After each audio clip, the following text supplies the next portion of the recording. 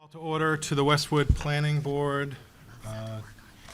Thank you for attending. Happy New Year. So if everybody could rise for the Pledge of Allegiance. Pledge allegiance To the flag of the United States of America and to the republic for which it stands, one nation, under God, indivisible, with liberty and justice for all. Welcome to the Westwood Planning Board meeting. All meetings are video recorded by Westwood Media Center. If anyone else wishes to record the meeting, please identify yourself so the audience is aware. Seeing none. As a friendly reminder, please turn off your cell phone ringers. The meeting will be civil and all people will be treated respectfully. This includes no clapping, booing, or interrupting from the audience.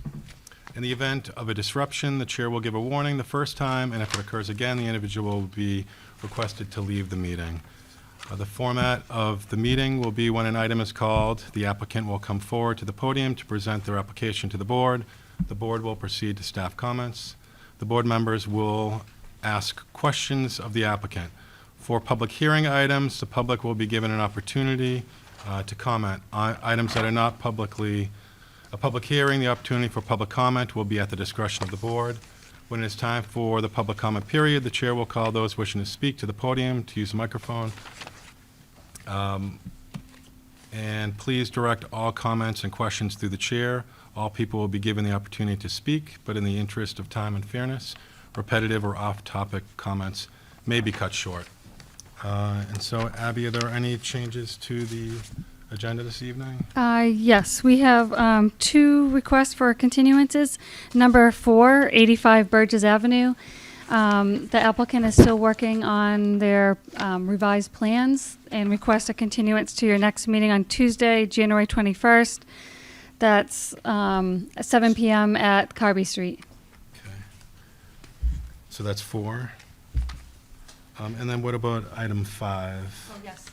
That went to item 5, the open space and recreation plan. We're still working on revisions to get back to you. Could we like that one to be continued also to Tuesday, January 21st at 7 p.m. at 50 Carby Street?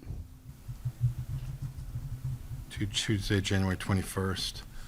And do we need to make a motion on those to move them, or will they? Yes, motion to continue both of them. So I make a motion to continue items 4 and items 5 as stated by Abby to Tuesday, January 21st at Carby Street. Second. We have a motion and a second. All those in favor? Aye. Opposed? Abstentions? So that passes 5-0 to move those. So first on the agenda is the comprehensive plan. So we have a full meeting tonight. So this will be, there's 2 items here for presentation, the economic development and town centers. So we can give each of those 30 minutes. And so do we have representatives? We do. Right. Thank you, Mr. Chairman and members of the board, for having us in today. My name is Jack Wigan. I'm the chair of the Comprehensive Plan Steering Committee. We have members of the Comprehensive Plan Steering Committee here tonight to continue our presentations on the first drafts of the updated plan. This evening, the economic development and town centers elements, as you mentioned. The drafts of each plan element were prepared by a subgroup of the steering committee, assisted by town planner Abby McCabe, along with members of the planning board serving as liaisons. Board members have copies of the draft sections, and copies are available, I would say, to the people who have come. Copies of the sections that we'll be talking about are available on that table next to the door as you came in. As before, we'll focus on the draft on the draft goals and draft implementing actions. The purpose is to solicit comments from the board and from the public. So first, the economic development element, which will be presented by Peter Neville, and Chris Paff is the planning board liaison for that section. Good evening. Evening. Yeah, thank you for coming. Thank you for having me. Is this? Great, thank you. So I'm going to cover economic development. As you know, Westwood is really fortunate to have a strong economy. We have lots of local jobs, low unemployment, vibrant businesses in town, a nice AAA bond rating, and our commercial tax rate that's almost double our residential tax rate. So we've got some nice things going on. Our commercial property makes up about 8% of the town by acreage. It represents almost double that in the actual tax it covers, almost 16%. But that pays a total tax of 26% for the town. So one of the benefits, obviously, about economic development is that nice taxes that we get from it. In 1991, commercial property was about 24% of the Westwood tax base. In 2015, it actually decreased quite a bit, down to 12.5%. So it was paying less of our taxes. It's now moved back up. It's almost at 16%, as I said, and it looks like it's going to continue to grow. In the last several years, we've also enjoyed hotel and meals taxes. Meal taxes have increased in the last few years by a factor of 9, and the hotel tax has gone up by 19 times. So those taxes are really helping to generate some funds for our town. In addition to the nice tax numbers, we're also fortunate to have achieved the 10% affordable housing threshold. Just real quickly, a couple signs of our success. University Avenue, which we all know has been developed in the last couple of years, is paying $5.5 million of new taxes to the town, which is a really nice benefit for us. Islington Center has added $35 million in development, and Route 1 has had some nice development. If you look at our goals and objectives, there's 6 of them under economic development. We want to make sure to attract new economic development, but also maintain the character of the town. That was very important in surveys and in all the feedback we got. We want to foster the town village centers as a place to shop and dine and mingle. We'd like to increase the tax revenue, make sure we can provide town services, better schools, and residential tax relief. Number 4, we want to make sure to provide local jobs and economic and social benefits for our residents. 5, we want to make sure to attract high-quality businesses. We don't just want businesses. I think we're in a good position where we could attract quality businesses that are good for the town, places the residents want to use, and ones that stay here for a long time and are good for our economy.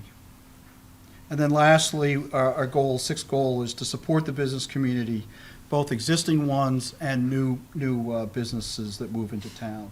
It's in the best interest of the town to have a good, healthy commercial community, and makes us more successful. As I go through, we have 19 actions we're recommending. As I go through those, good to remember that there's really 5 commercial areas in Westwood. So as I go through them, you'll notice that a lot of them are pinpointed to certain areas. These 5 include University Station, Islington Center, Route 1, the High Street Center, and then High Street out by Route 95, by 128. Each one has a distinct area, a distinct development, and goals or action plans for each one of them.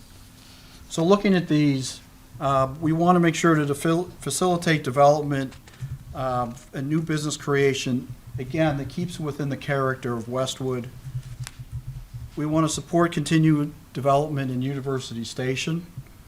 And then in the area around University Avenue, or University Station, there's other areas on University Avenue that should be developed. And we want to make sure to maximize that development or that commercial area while also not having a lot of environmental impact, because that is a sensitive area.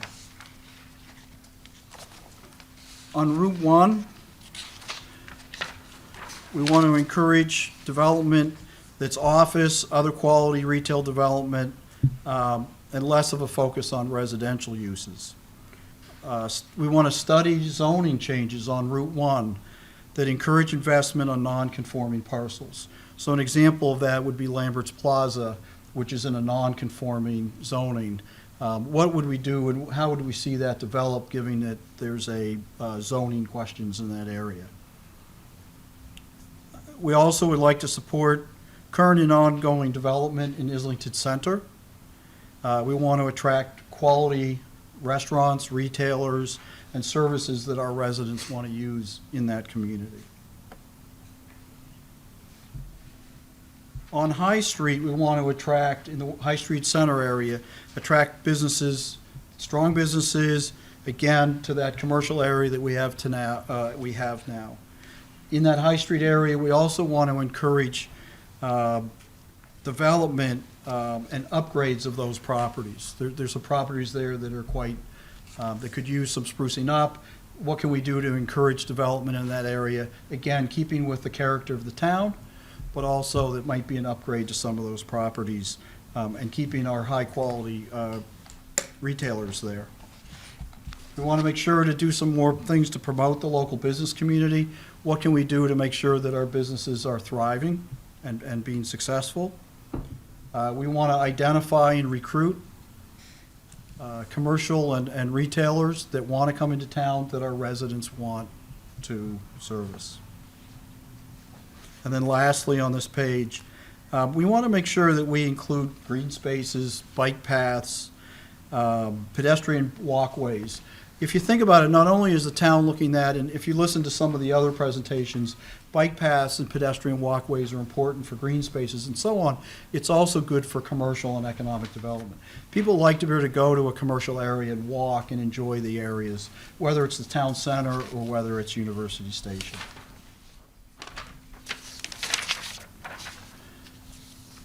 Number 12, sort of in that same area, is on any street upgrades. We want to make sure that we have pedestrian and bike walkways as part of that program. Again, make sure the commercial is a walkable area that people can enjoy. Where appropriate, we want to improve housing diversity, support transit-oriented housing, especially we've got the train station, anything that we can to do to support the access to the train is a big plus. But at the same time, we want to limit upper story residential in the town centers, because all that does is take away from the commercial property tax rates that we get. So we don't want to lose commercial property by putting in residential.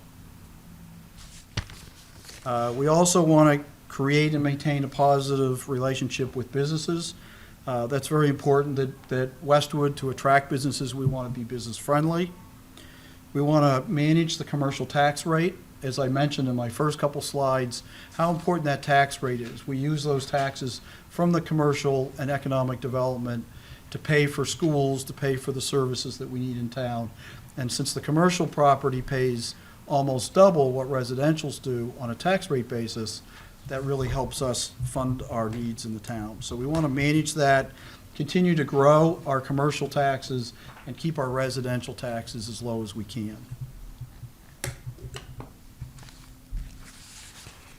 We want to use best practices. One of the things we heard in the surveys and feedback is we want to continue to use best practices to ensure that the buildings are attractive, fit in the local community, and use design reviews like we have in the past, especially on High Street, in the center, and in Islington Center.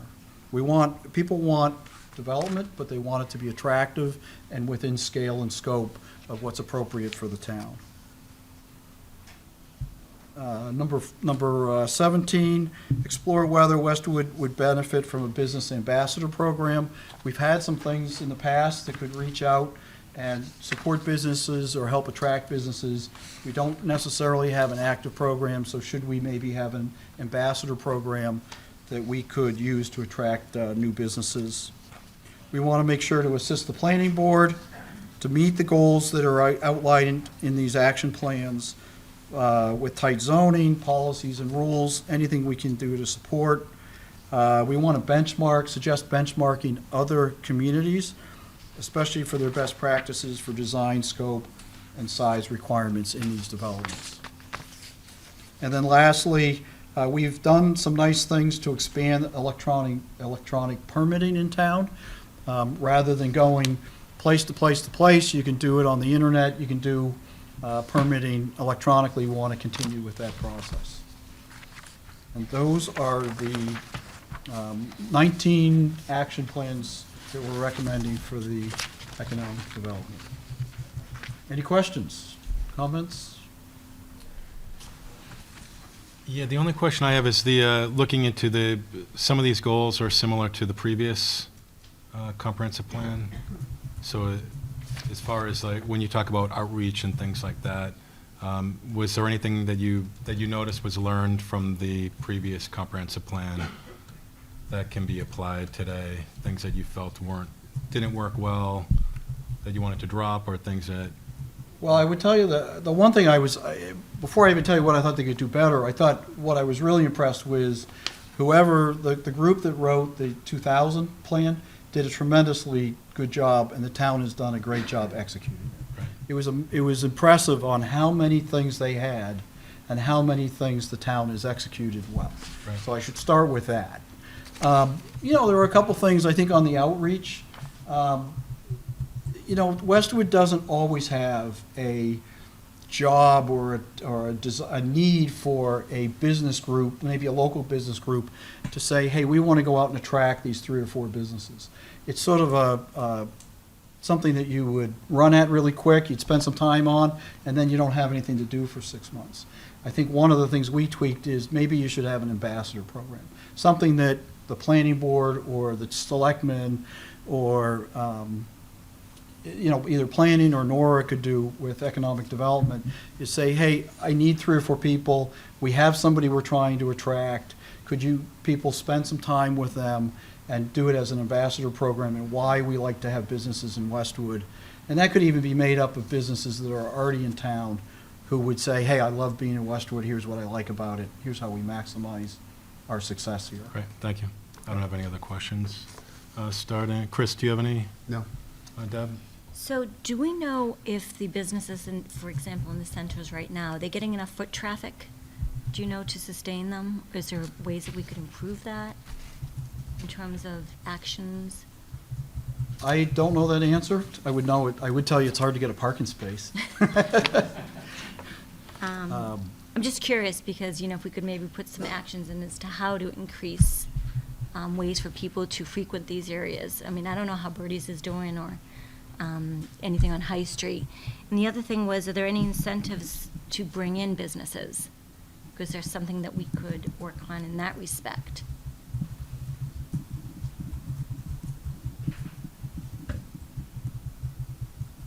And that's all I have. Thank you. It was great. Dave? Yeah, a couple of things. The ambassador program, I like the idea of connecting to existing businesses. I wonder if you'd thought about creating some kind of an organization of existing businesses. Like in Dedham, they have a group. They formed a group around Dedham Square a long time ago, and maybe a smaller type thing like that in Westwood and the town centers might be a good idea to kind of engage with the existing businesses. Sure. I think, there is a local chamber of commerce. I think there's some areas of improvement we could do where the local chamber ideally maybe could help us with a downtown business center group. And ideally, if you make it part of the chamber has an executive director that could help pull that all together for us. And there are some sections in here that we could expand to encourage that.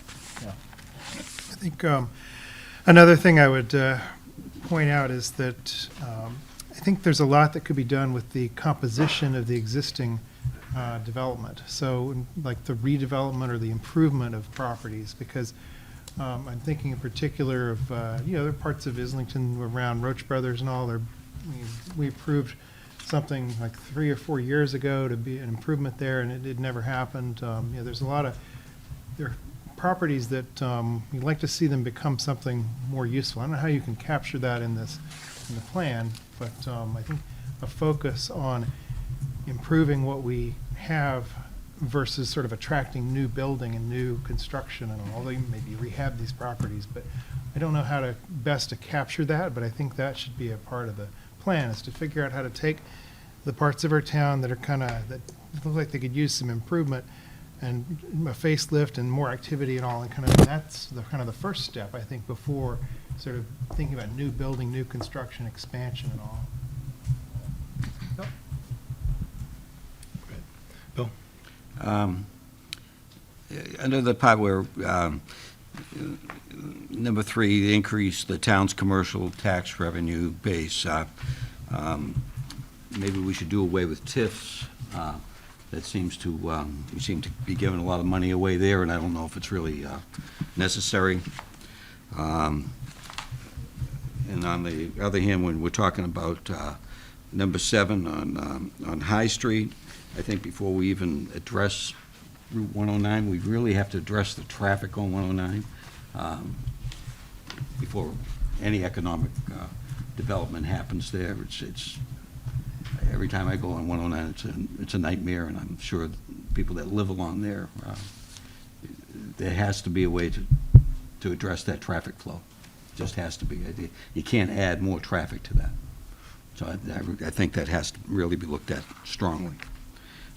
And that's all for right now. Thank you. Abby, were there any comments from the staff before I go into, okay. So any public questions or comments? If you do, you can line up at the podium, which is at the end of the table. There's our podium. Seeing none, thank you very much. Yeah, job well done. Thank you for all your hard work. Thank you. Should have done this when I was up here before, but the second element we'll talk about this evening is the town centers element, and was prepared by John Rogers and Kate Wynn. Deb Conant was the planning board liaison, and I think John is going to make the presentation. And then I'll come up after it and give you a status report on the whole process. Right. Good evening, John. More agile. Good evening.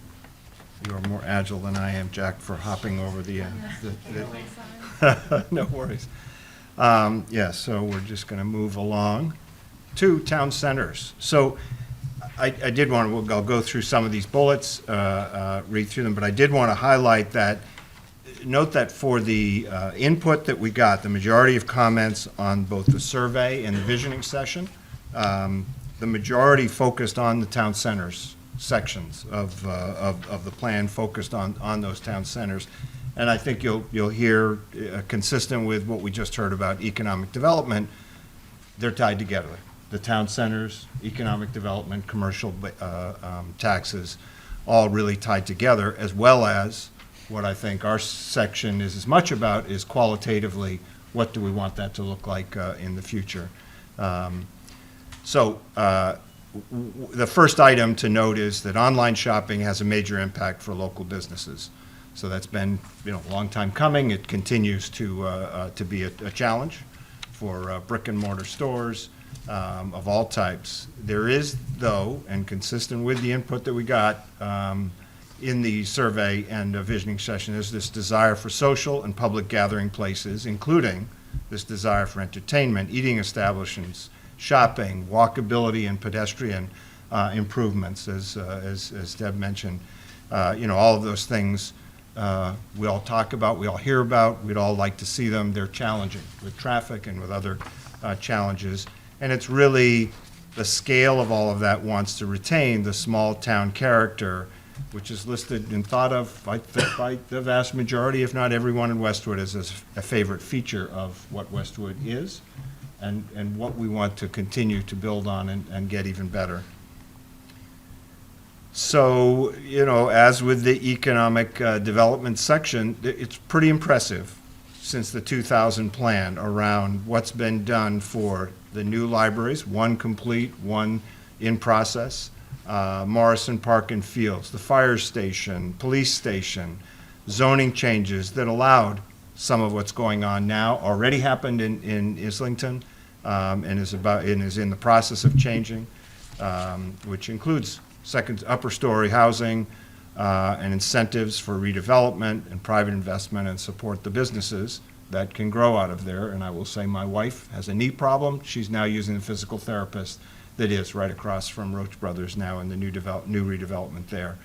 And there have been 36 new upper story housing units through those efforts, again, since the 2000 plan. So I think there's a lot to be proud of and a lot to build on and continue to move ahead.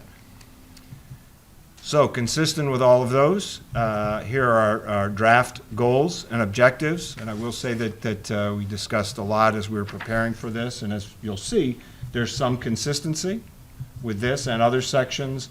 And the idea is that going forward, we'll get comments, including from this meeting tonight, and then get the final version so that it uses consistent language. We have approaches that are supportive of one another in each one of the sections. So the first, number one, and these aren't necessarily in any priority order. They are just the 19 also, as with the previous section, goals and objectives. First is to continue to balance the needs of residents and businesses. I think that is exactly what we're seeing happening with University Station, Islington redevelopment so far, and we'll see in the next, and to create those as more vibrant, active town centers with diverse, maybe more diverse than we currently have. Create an improved and cohesive image. I think that's a word that we also heard a lot about, is making them consistent, cohesive. They're all part of the overall feel of the town and the identity of Westwood through those town centers and those commercial developments, largely, as well as the town's properties. Express the small town community character with attractive buildings, streetscapes, greenery, inviting, amenities that are conducive to people to walk about and enjoy those spaces, and be able to enjoy each other's company as well. Continue to prioritize the pedestrian experience, consistent with a lot of what we're hearing about for walkability and sort of an more intimate village feel, to serve all residents and visitors, and remain current, creating opportunities for additional developed areas to be considered village centers, although they may not house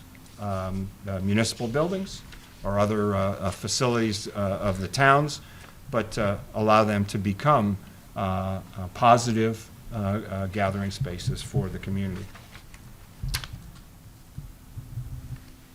So the draft, I'm sorry, then the overall draft implementing actions, I'm going to try not to read every word up here and just try and highlight some of the words. If we want to go through some discussion on any one of those, please, we can get to those at the end. Maybe that's the most efficient way to do that, and we can go through it that way. So number one, for the implementing actions, consider applying the FMUOD or USROD to the existing local business properties that are currently not included in the overlay districts on High Street. I think somebody mentioned Beebe's, is it? Beebe's Cafe down across from Dunkin' Donuts on High Street is not in that district. Not that particular building, but that whole development area does not have that overlay. And is that an area where it makes sense? So look forward to the planning board considering that going forward. The second is to collaborate with the school department and school committee in the event that new properties become available as a result of the elementary school project. There have been long, ongoing discussions about the Deerfield property. So if that gets to be a conclusion, then what happens there? And work to collaborate on how that might work best for the overall community from a town center standpoint and others. Third is to encourage property and business owners to make storefront and sign enhancements, facade restorations, and attractive window treatments, storefront displays, et cetera. All of those things that enhance developments, and I think as we look around us at other communities, we see it done quite successfully in some communities in ways that look different than what we have going for a lot of areas in the town centers of Westwood. Promote community cohesion by encouraging public, cultural, and civic events and activities in the town centers. And we'll talk a little bit more about that relative to University Station and a subsequent implementing action. Encourage outdoor seating and other street features such as benches, trash and recycling receptacles, bike racks, et cetera. So very consistent with the same effort, and as it ends there for sidewalk cafes, finding opportunities to make those happen and implement them well. 6 is to increase accessibility and safe crossing systems by applying universal design features for all sidewalks, walkways, et cetera. Again, going to the comment that was raised about traffic on 109, we clearly need that there in Washington Street to make sure that we have safe crossings there and in lots of other places that we know we want to have continuing improvements to pedestrian and bicycle access. Establish a street tree replacement program and tree fund to provide regular funding for street trees. I will mention, I chair the Conservation Commission. It has become more and more common that when we get into a project where they need to provide some level of mitigation under the State Act and our wetlands ordinance, we oftentimes will opt for, with the cooperation of the owner, to say adding another tree there really doesn't make a very significant difference relative to the interests of the Wetlands Protection Act, et cetera, but it could relative to street trees and others. So that is something that we're already doing, and we should probably look to find other opportunities to do that as well. 8 is to consider supplementing the existing Council on Aging bus with other rideshare and shuttle programs, and again, to get more people more readily to the town center areas of town. 9 is to optimize zoning and stay current on planning board options to influence aspects of town centers consistent with what we've seen in Islington around first floor active uses, coffee shops, cafes, physical therapists, dentists, et cetera, but also those things that people can go to for dinner, and encourage less active on upper stories or less visible locations. 10 is to consider an annual standards review of definitions of town center by the planning board, as well as parity review on a project basis to evaluate, whether the investment by the municipality is equivalent in those areas. And so I think there's a little bit of a discussion in regards to the High Street town center areas and Washington Street that might be just to make sure that we're all seeing the same investments relative to those areas. Number 11, pursue improving physical pedestrian connections, including biking options to the town centers. And this most specifically relates to, we currently do not have a connection from one side of town to the other via sidewalk or even bike paths, and that is under consideration as a sidewalk along Gay Street that would accomplish that. Not that that's the end-all, be-all, but that has the opportunity to connect the two sides of town from a pedestrian and bicycle standpoint. 12 is to develop a planning board design process that specifically focuses on architecture, building orientation, material site design that achieve the village and pedestrian sort of oriented approach that we've been talking about with all these other implementing actions. And 13 is encourage property owner collaboration to work with abutting and nearby properties. My sarcastic self can't resist saying, well, we're not going to actually just talk to the properties, we're going to talk to the property owners. But in any case, to create more efficient site redevelopment consistent with the neighborhood, as in the case of combining underutilized properties for redevelopment and potentially sharing parking as well. So look into those options, have those on the table as discussion, until they aren't possible or found to be not possible. Encourage public art by partnering with local artists, consider requiring public art and public amenities, and all town center project reviews. TC 15, number 15 is incorporate public gathering space such as pocket parks or other temporary features such as seasonal outdoor amenities. I would expect this once to be also made consistent with the open space aspect of the comp plan that talks about connecting those open spaces, connecting to and through town centers, sidewalks that make those available, bikeways, et cetera. Some of which exist today. A lot of those there are a lot of properties that are really sort of underutilized, under-acknowledged, and work those in as well. Final slide. Number 16, incorporate greenery such as trees, landscape islands, window boxes. We already talked about street trees earlier, but this is more specific to public ways and commercial properties in these town center areas. Number 17 is partner with University Station to coordinate public activities and events on the plaza or parks at University Station. They have a gathering place there already. It's used a bit, I understand, but is there an opportunity to use that even more? Is there a way to increase the amount of activity and maybe work on adding amenities to it so it's better utilized than it is today. 18 is revise zoning requirements to promote curb cut consolidation, managing vehicular traffic flow for circulation improvements and shared parking. So how do we try and accomplish that realistically, feasibly, where we can, to address, to the extent that we can, traffic issues, and certainly for the safety of pedestrians. Last but certainly not least, enhance public-private partnerships with property owners in the town centers. And so how do we go about making that happen? You know, one suggestion is create up-to-date property owner contact lists, meet with owners to learn about challenges that they face, and how do we assist them in ways that we can as a community that leverages their investments, and their investments in the ways that we've talked about through all of these implementing actions. So with that, I'll turn it over to comments and questions. Great, thank you, John. Thank you, Kate. Job well done. Chris, we can start with you if you have any questions or comments. Can you come back to me? in a second? Sure. Deb, did you want to go?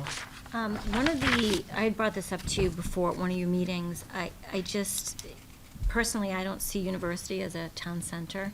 Okay. It's a little bit disconnected from everywhere else. And that is a great meeting area. I see the lemonade stand there in the summer. I mean, my younger daughter was like, that'd be a great place to have things. I can't visualize that right now, and I don't know, I just can't see it as a town center. I know we talked about that before. So, thank you, Deb, for bringing that comment up. One of the action items in there is to just, we're not setting anything in stone.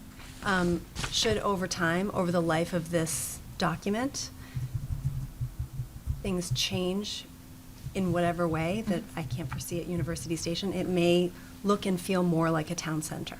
So we just want to keep that door open. And it is a place where Westwood residents wanted their views heard. There isn't another section in the comprehensive plan that looks at University Station. So we tried to include it as much as we could.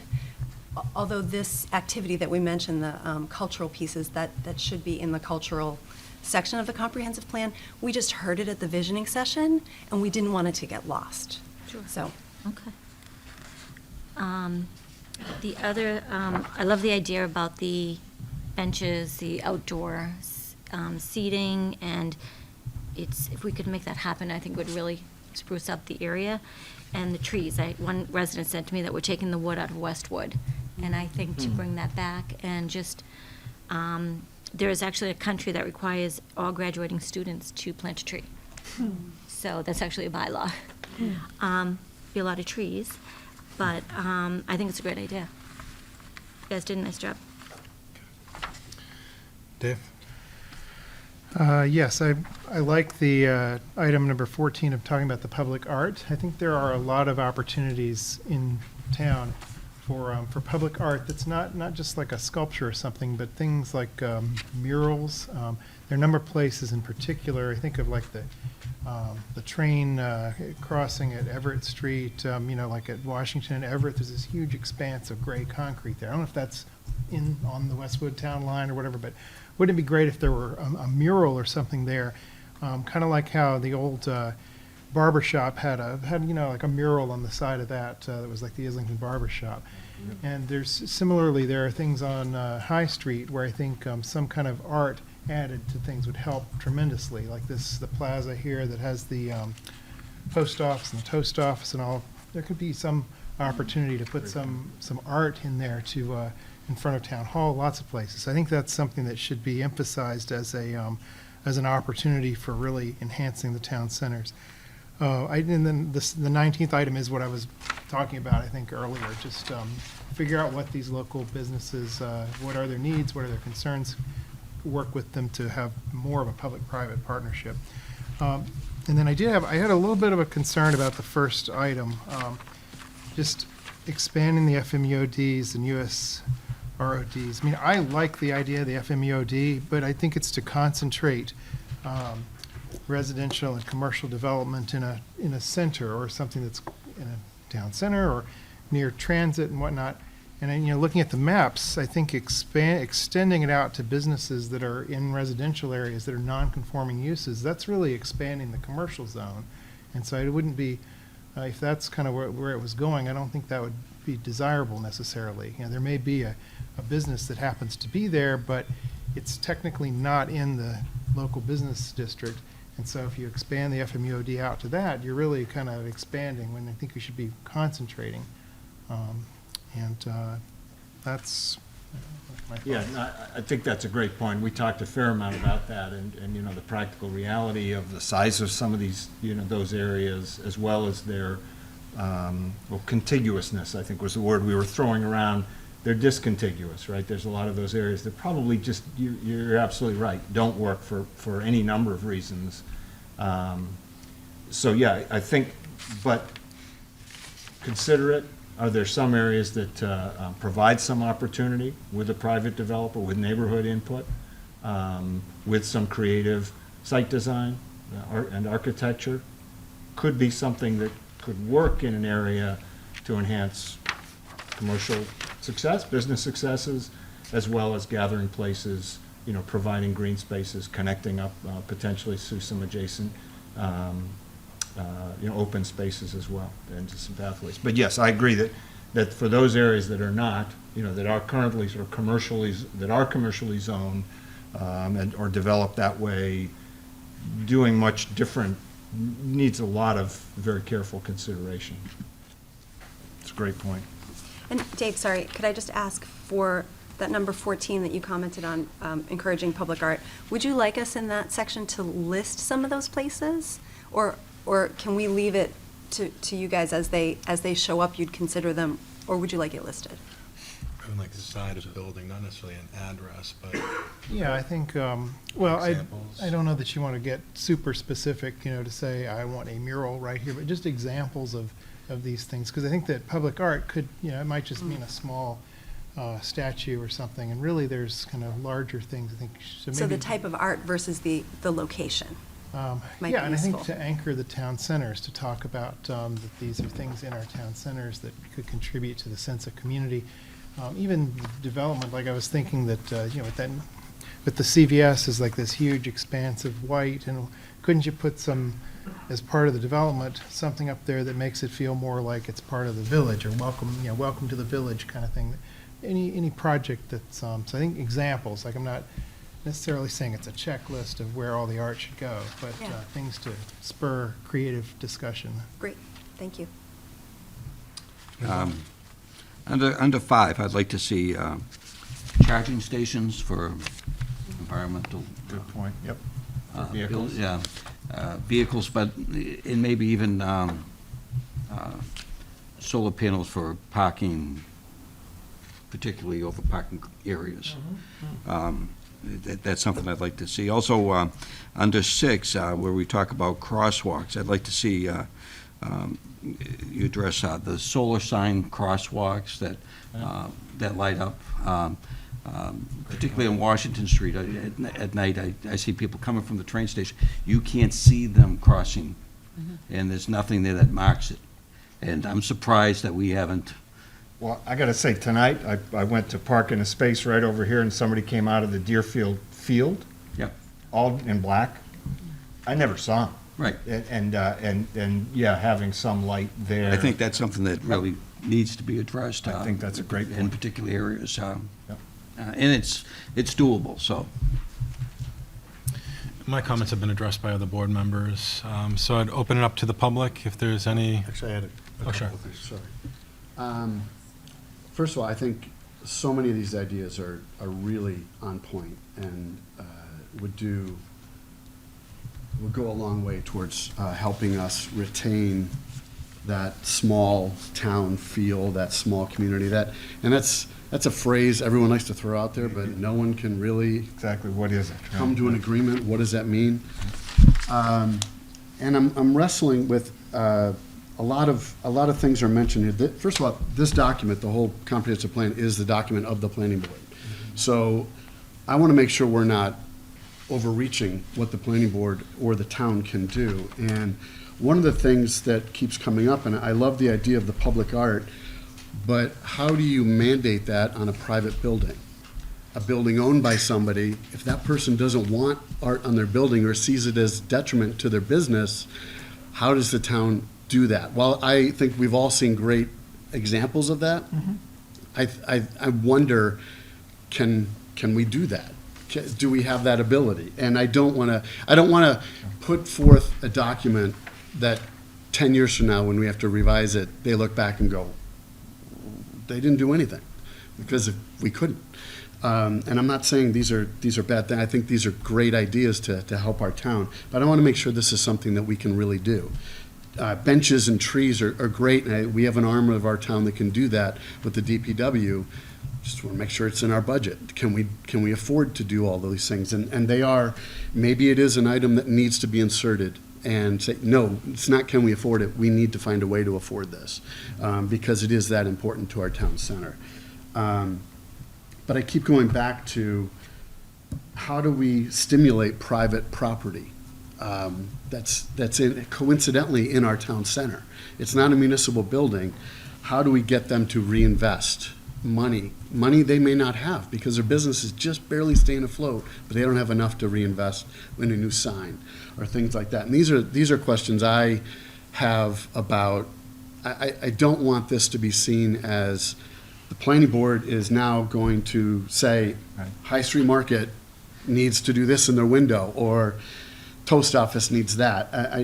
I love all of the ideas, and I didn't even think of the idea of University Station and somehow incorporating that. I know Deb said it's not a town center, and it isn't, but maybe 10 years from now, if we do things a little different, it'll be thought of as a town center or an adjunct town center. So the planning board, typically, it incentivizes development through zoning. And we saw that with the creation of the FMUOD. And that allowed for developers to come in and look at a property differently. And that is typically how the planning board can bring about change in the town. And we can do things like the crosswalks and things like that, work with other departments. But it's incentivizing through zoning changes, and we have done that. I love the idea of the USROD, and I love the consideration. Mr. Atkins pointed out that extending the FMUOD down, maybe not something that would be appropriate, but I think we should consider it, because I think it could attract a development that makes the town that much better. It may attract a development that makes it horrible, but it's a special permit, and it can always be declined. So I love everything that has been listed here. I just want to make sure we're not biting off more than we can chew with some of the approaches of things. That everything that we can do is through zoning. So I just want to make sure that this is a planning board document, that it is something, and I don't have a problem with really anything you guys have listed here, just the general sense of how things are written. Like, I like how you say encourage property and business owners to make storefront signs and enhancements. Okay, that's obviously vague, but that's fine, because we can't mandate that they put a new coat of paint on their sign. So, but I think that's fine that we keep focus on that. So I like everything you've done here, and I didn't mean to take up so much time I didn't mean to berate, I hope it didn't sound like that, but I just want to make sure that this is a document that the planning board can put out to the town and say, this is something we believe in, and we can do something about it. In 2000, they wanted more with town centers, and we created the FMUOD, and something was done. So how can we do something similar? Maybe that's the big thing that we've already changed, and now we just tweak it with street trees and benches and public areas and things like that. Right. My sense is that that's the case, is really, it's been successful. Okay, how do you make it even more successful? You probably have less property to be redeveloped, so you got maybe less opportunity. But I do think, and we talked a little bit as we were preparing for tonight, that thing that's missing is how do you do you figure out what's affordable, what generates more business? That's what we're talking about here, Right. right? How do we resolve the traffic issue, the parking issues? All of that is there. How do we do that? I think you can require art in the same way that you require street trees. Same issue, same thing to me. It's just another type of amenity, no matter what it is. So I believe you can do that. And I do notice that in the economic development section, they suggested this, what was the term? Advisory individual who helps, maybe that's what they would do, the ambassador. We talked about, apparently there's no Chamber of Commerce per se in Westwood, but there is an Neponset Regional Chamber of Commerce. Tri-Valley. Tri-Valley, whatever it is, and maybe it's an opportunity to reach out to them. Okay, so maybe there's an opportunity to get them and have, some sessions, similar to the visioning session we did with the commercial town center property owners, to say what would work.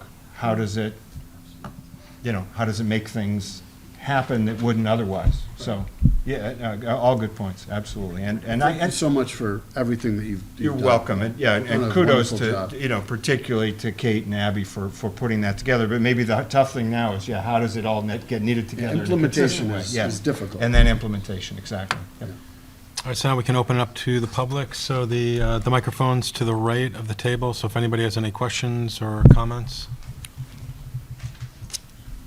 I don't think I need a microphone, but I will.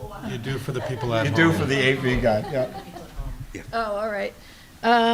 June Cassidy, 628 High Street.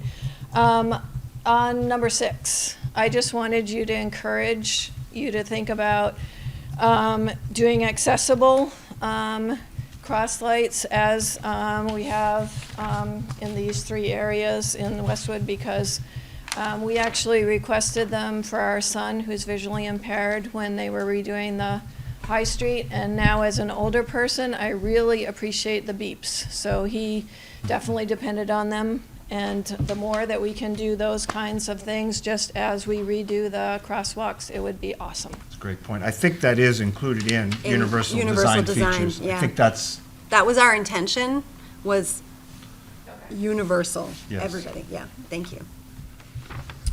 Great. Any other questions or comments? Sure.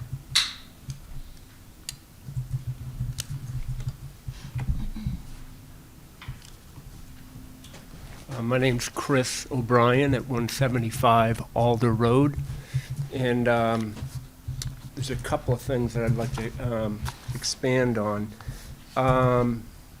One, I don't know if anyone's noticed lately, on the far end of the plaza right here with Arch Dental. Anyone know that end of the building? yeah. That area needs some attention. Now, I don't know where that, if that's the owner's responsibility, or if the town can maybe apply some suggestions or something, because that area is really it's just naked. And there's like a dilapidated chain link fence, and I think the abutter cleared out some vegetation, the residential. So I don't know if anyone's picked up on that, but it's a minor thing. Maybe that can be cleaned up. One thing I wanted to maybe suggest on item 14, the art.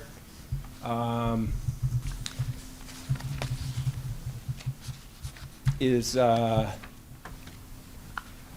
if we could maybe, instead of keep adding, is maybe take a look at what can be edited down, especially along the corridor of 109. I know in years past, there's been discussion about countersinking the telephone poles. That would be a huge improvement if we could channel our efforts to that, as opposed to a bench here, a small tree over here. Those suggestions they're nice, but they begin to clutter up the area. So that would, to me, I think would be a step in the right direction long-term, major impact visually. Lastly, this is a creative thought that I've had. One of the things that is iconic about the town Hollywood, what's the one thing that comes to mind when you say Hollywood, California? Does anyone know? Sign on a really tall hill.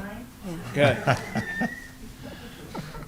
Glad you thought of that. So if you could imagine, Westwood has a resource that everyone drives by that no one pays attention to, and that is the road cut off the highway. Now, is everyone visualizing that? Imagine if you could have like 3 signs incorporated into that passageway. Welcome to Westwood. And then the last would be a passageway to home. And to me, if you want to become an identity where people, it's a feature that no one else has on 128. It's a road cut that possibly could be explored for art there. And one of the things that I've been thinking about for years now is to tie the whole town together. Primarily the corridor of 109, start there.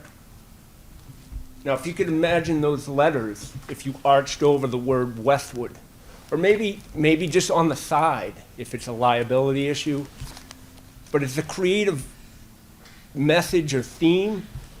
But then on the traffic islands, all throughout the town, if you had like white curved metal, all these different forms, like a sweeping wave or something. One thought that I had in front of Bubbling Brook is just a twisted helix to represent like a soft ice cream. These are things that like, it's art, it's modern art, it's where the towns are moving towards, the cities are moving towards. And the rural character, I think we should protect. But I honestly think that if we could pull these islands and come up with a cohesive, artistic rhythm. So that sounds good. So I think, John, you have that information? Yeah, I mean, and I think it's And consistent with the art recommendation. Yeah, that we have. and to your point, Chris, I think is your comments totally, like, the reason why, like, I don't like to explore this stuff is because it costs. Everything costs money. But a bench here and a tree there is. Yeah, so I think we have your comments, so they Yeah. can incorporate that. Thank Okay. you very much. Thank you. Appreciate it.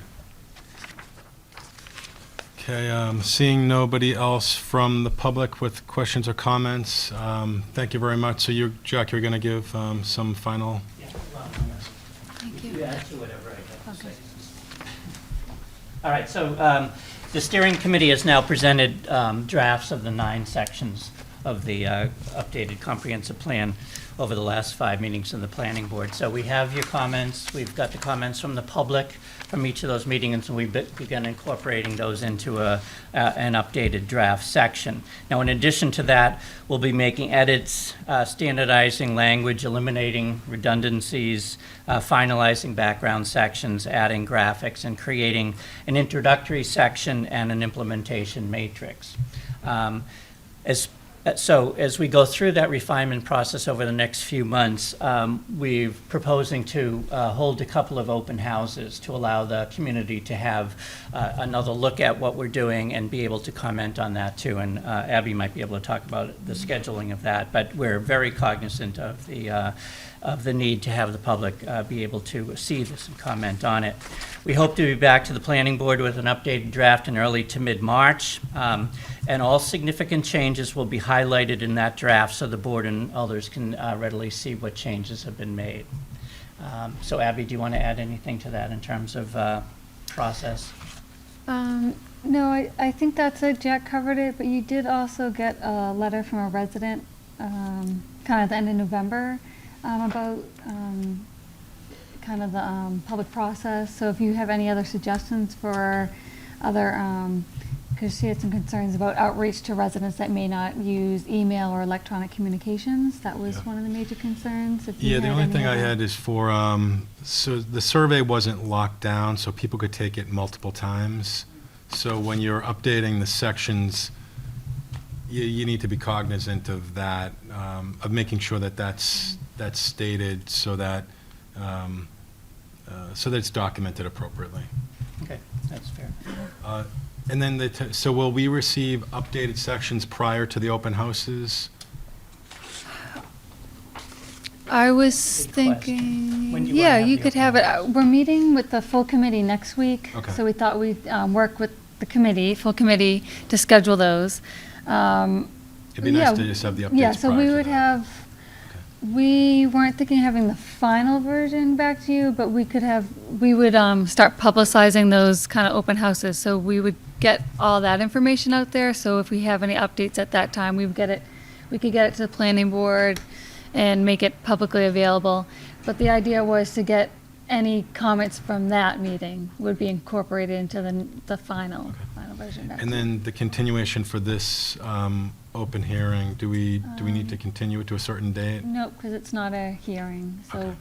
the committee will meet next week and try to work on scheduling some of these open houses. And then from there, they'll work to come back to you for a formal public hearing in March, I think is kind of what they're working towards. Great, thank you. You're welcome, Brian. Just so people, on the January 15th, I think at the police station, is where the steering committee will meet. That's a public meeting if anybody's interested. Thank you. Thank you. Thank Jack. you. I'd like to just request a 5-minute break. Do we need to do anything official for that, or just break? Just a break. I'll be back.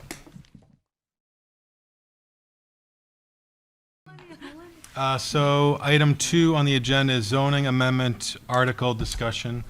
The planning board will review and discuss zoning amendment warrant article requests submitted to the annual town meeting scheduled for May 2020. So Abby, this is the first public, Well, it's not a hearing, so this is just your work session. Okay. The warrant did close last night with the select board, so Okay. this is for a town meeting in May 4th. okay. The public hearings, your zoning public hearing is usually the second, your second February meeting, and then usually That's the the 25th? the 25th. Yeah. And then the public hearings, there's 2 sets with the Finance and Warrant Commission, and those are usually the first week in March. I have March 2nd And then I think. and it's- March 23rd. Yes, that's the third, yeah. And so the first planning board hearing is February 25th. Should we do it at the 11th, or is the 25th fine? Is one night adequate You for that? usually open on the 25th, and then you keep your hearings open I hear you. until you go Okay. through the FinCom's process. The That way, FinCom if is there's part any of it. changes, yeah. Okay, all right. And then we do have to do the whole legal notice, so that's why I was looking for for tonight to have the full language, because the legal notice with the article language and the full text of the article, that goes to the newspaper a month in advance. So at the end of January, that's when we send the full newspaper and mailing and get the full article posted. Okay. And so, Pat, we would work with you for that language, Abby, for the Yeah. language? Okay. And you gave us examples previously provided. I saw the packet had many examples of that over the last 3 to 4 years. Okay. Great. So, so during this meeting, why don't we go through each of the potential articles? And so, what do we have up on the board here, Abby? What did? This is the list of articles, kind of the overall summary, just the brief 1-2 sentences of the articles that was submitted to the select board for the warrant, and it'll be forwarded to the Finance and Warrant Commission. They have their first initial meeting is next week. So why don't we, can we expand that? Oh, yeah, let me see. I think to be most efficient here is to go through each of them. And there are some that I can see that? summarize for the group, and talk about some potentials where, is this an article we want to move forward with? What kind of changes would we want to make to it? Is it okay as it's sort of written? So Article 1 is zoning amendment to, this is essentially dealing with short-term rentals. So other towns are dealing with issues with this. We've had, I've had at least one neighbor contact me with regards to this, and the first question was, what do we do if somebody they purchase a home and then they want to rent out rooms in their house by night? So I think there is one zoning bylaw that deals with this, and that has to do with the number of individuals who are not of the same family. Right. Right So this- now, we regulate, I think, renting of rooms up to no more than 3 unrelated individuals. But that's allowed, but it's not, we don't have any timeframes on that. Yeah. So with this, it would be adding in a definition for short-term rentals, adding in a definition for long-term rental. And I did a lot of research with this because different towns are dealing with different issues. There are some towns that even they allow for this during certain seasons. So out in Tanglewood, some of those towns, the residents will rent out their houses for the entire season, and it became an issue. With this, I was thinking of including a short-term rental limitation where it has to do with a minimum number of nights rented. So that way you wouldn't have somebody where you could have a rental for just 1 evening or 2 evenings. So it would be setting a mark for the minimum number of nights to allow for that. And then even potentially having a registration for this. I know that Boston is doing this right now, and they're doing that for also tax purposes too. Because what you deal with a short-term rental situation is you're also dealing with a Board of Health issue with how often is the other rooms cleaned and things like that. So that is, that's essentially that and is summarized. So are there any comments from the board? What do you think about including it? I think including it, should we put it, should there be an application fee for something like this for a short-term rental?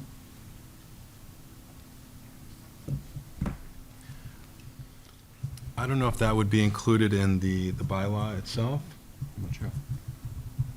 I think it could be, but. the zoning.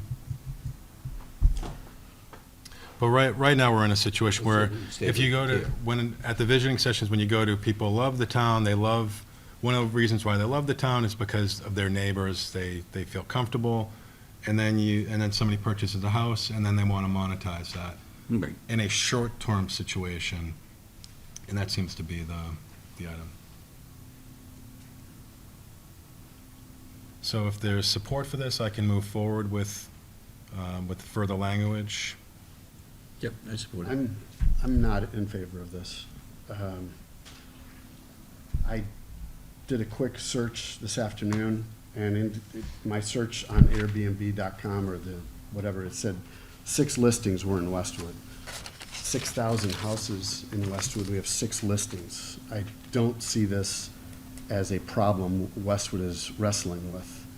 Further, I see this as an infringement on the property rights of the owners of the house. A couple years ago, we tried to do a demolition delay by law, and asking those people, I forget what the date was, but I think it was anyone who owned a house that was built before 1915, you have to go through certain measures before you can sell your house or demolish your house. And people saw that as an infringement on their rights, saying, why are you making me go through hoops that my neighbor doesn't have to, and his house was built 5 years after mine. And it was an arbitrary cutoff date. But this, I think, really reaches into people's homes and says, this, you cannot live this way.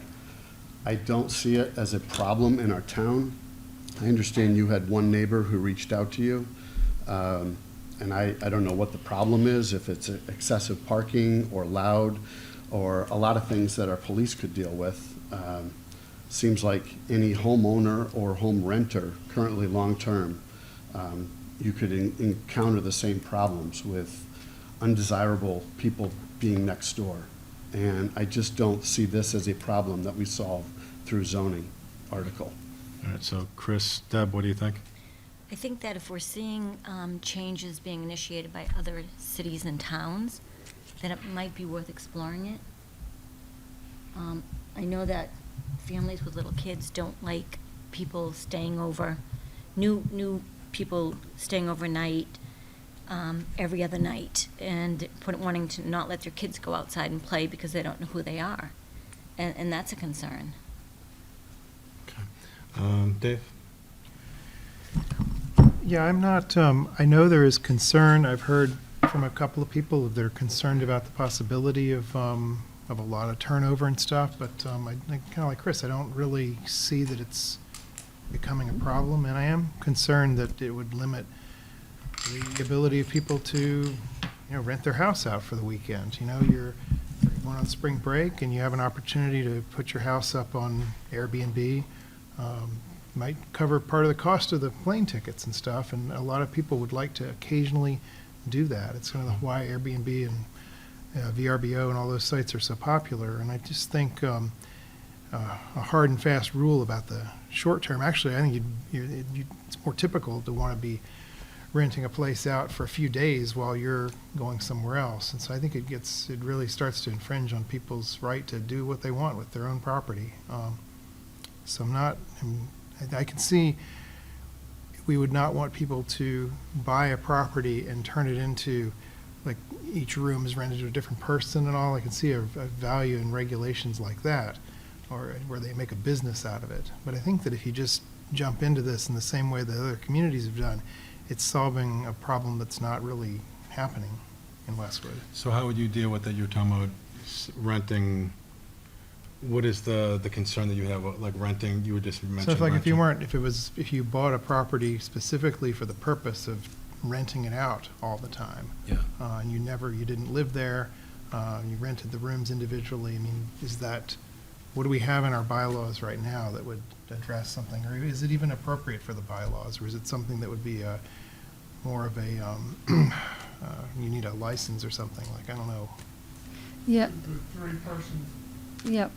Right now, in our bylaws, in our zoning bylaws, you're allowed, a resident owner can rent it out to 3 non-resident people, but there's no licensing. And in some communities, they look at it and may do a zoning approach, kind of similar to what we have now, that's the zoning. Some communities also have set up a separate license, something, certification or a licensing that might be through the License Commission or something similar. Or in some, more probably in areas, kind of seasonal areas, like on the Cape, I think they do. They may have, I think they have a licensing approval, many of them, but some of them, they probably talk a little bit more specifically on, in zoning, probably more restrictive zoning than what we have. But I haven't researched all of them. I can tell you from experience on the Cape. Uh-huh. Do you want to, can somebody hand? It'll take me a minute. I can tell you from personal experience on the Cape, I have a piece of property down there that we use a lot, but we do rent it for about 4 weeks as a general rule in the summer, and I have to get recertified every year through the town of Dennis. And it's cumbersome. But that's a place that has a lot of seasonal rentals. A lot of people have bought cottages as investments just to rent for 10 weeks. We have people in our condo who don't use their condos July, from Memorial Day to Labor Day for the most part, because they just want to rent it. Sure. So, Thank you, Pat. Any other comments from the board before we move to the next one? Yeah, I think we should explore it. I think when you move into a neighborhood, it's to be in a neighborhood and you get to know your neighbors and not have a flop house and have people change from day to day. I think, as Pat said, down the Cape, you expect it, and Westwood, you don't. And I think we all live in a neighborhood, we get to know our neighbors. If you have I'll say again, it's a flop house. You have somebody there one night, another person another night, or 3 different individuals. They don't have any concern really for the neighborhood themselves. I understand that they have a place to sleep, but there are hotels, or you could do it along the main drag, but into the neighborhoods. It bothers me a lot to see that you're going to change the dynamic of a neighborhood. And if you had young children next door, every day there's different people there. You don't know who those people are. You should be afraid. I would think that you'd be very concerned. So I think something like this we need to look at. Yeah. All right, thanks.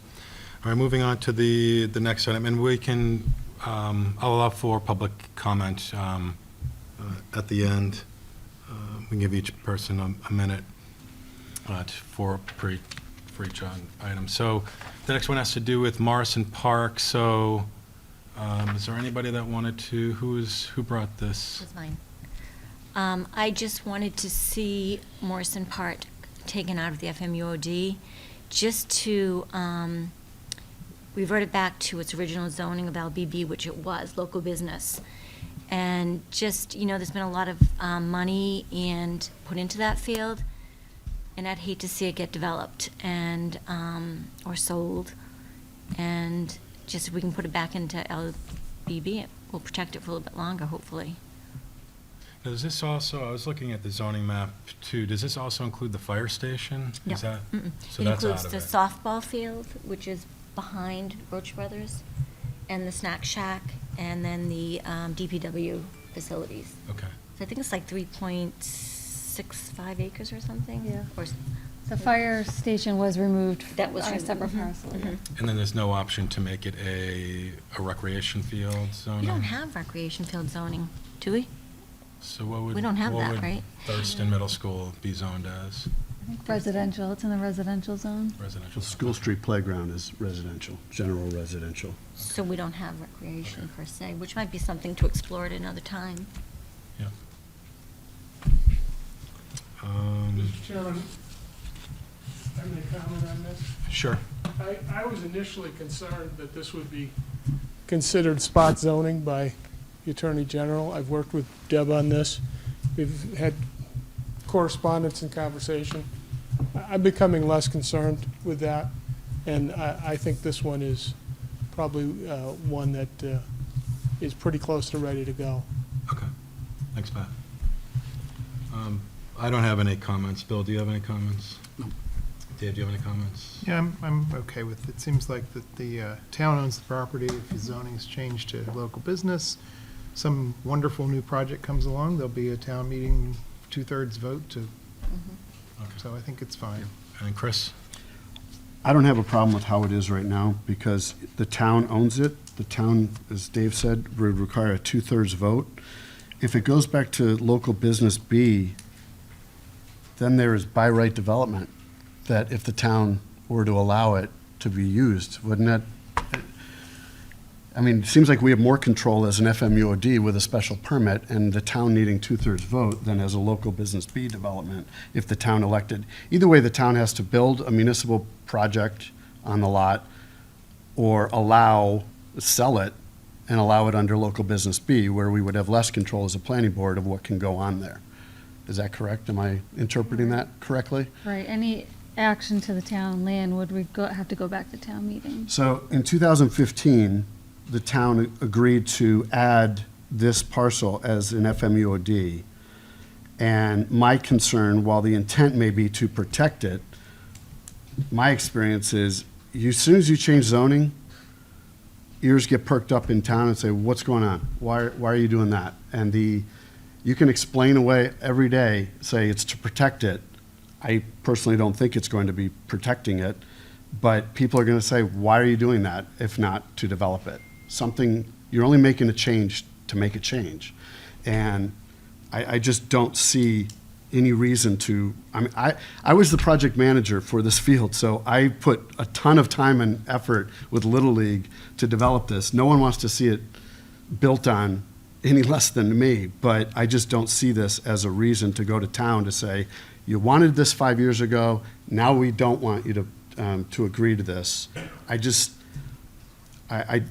think we're trying to protect the town from itself, because only the town can build on this with a 2/3 vote. And if the town wants it or needs it, I think the town should have the right to say, yeah, we want to do this. And if we change it to local business B and the town sells it, then someone can put up a whatever store there. As I understand how the zoning would be if it was reverted back to LBB. So I would not be in favor of asking the town to approve this change in zoning on this lot. Okay, thanks, Chris. Next item is, this has to do with prohibitive zoning language.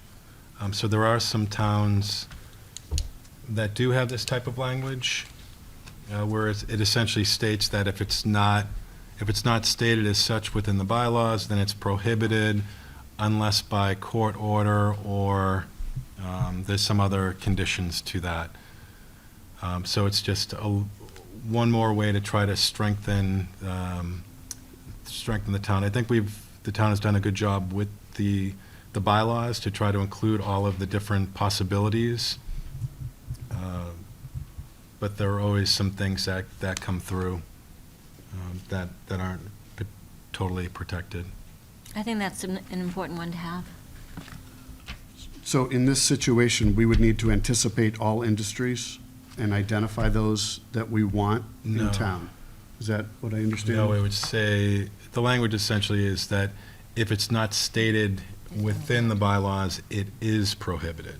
Right, so we're saying we need to, so 10 years ago, if we hadn't, and I'm just using this as an example because it's a An new. asphalt place. Or, no, a growing industry, and I'm not saying we want this in Westwood, but Uber didn't exist 10 years ago. But if there had been an Uber that could benefit our town, and we didn't list it, and Uber came, again, pardon my use of the word Uber, but if they had come to us, we could say, no, we don't want it, or no, you can't come here because it's not listed. So if there's a new industry or a new concept, a business idea, if we don't list it, they can't come to town. Is that what I prohibitive? don't know if Uber is the right example there. I just mean that as a growing, something that just started out of the blue. I know it's like a taxi, but it's not like a taxi. An asphalt plant. So Norwood just dealt with that. If they had prohibitive language within their bylaws, that's something that may have allowed for a better legal position. I get that, and I don't have a problem with that. I'm just wondering, what do we do if we don't anticipate a use and an opportunity comes up that use that we didn't anticipate comes to town? Are we handcuffed, and do they say, well, you know what, you can't let us come, we're going to go to next door Dedham or wherever? Are we, while protecting ourselves on certain things, are we handcuffing ourselves from welcoming other opportunities in the future because we didn't anticipate? Because we can't anticipate everything. Why can't they come to us? That's what I'm asking. If Abby, it's wouldn't- prohibited because it's not Wouldn't the listed, building inspector so someone comes in with a use that's not obvious, like even just saying, some CVS wants to open a minute clinic. Well, what is that? So the building commissioner tries to fit that into our existing rules, right? Right, And if it's something like a rocket launching company or something, then yeah, that would be a problem. But yeah. for most things, it's going to be, even like the asphalt plant, it's a heavy industrial use probably, so that, even though it doesn't say asphalt plant. So I'm So not. I don't generally have a problem with it. I'm just clarifying that we're not handcuffing ourselves because we're blanketing by adopting a I prohibitive. don't believe that we are. It sounds like you believe that. No, I don't, we so, yeah, I'm trying to dot all the i's and Sure, cross it the t's. sounds like I wanna that's make your sure- position on it. No, I'm not, I like the idea, I just want to make sure that we're not hurting ourselves going forward. And if we're not, then fine, I don't have a problem You with it, could with add- the nature of it. Some communities might add language that says something, if not defined, they might have a little matrix of steps that it had to go through, like, That's interesting. the building commissioner will look at a similar use, and, I don't know, may outline a few steps to go through. You know, I don't know, I haven't done the research on all of Yeah, them, and I have seen some of them. and I were like had a- some examples of items that may be that, in that gray area. But for the next meeting, I'll have prepared some of those items. Mr. Chairman, may I speak? Sure. Yeah, Pat, I was going to ask your opinion if I'm So, convoluting. no, you're not convoluting. You're raising a very interesting situation.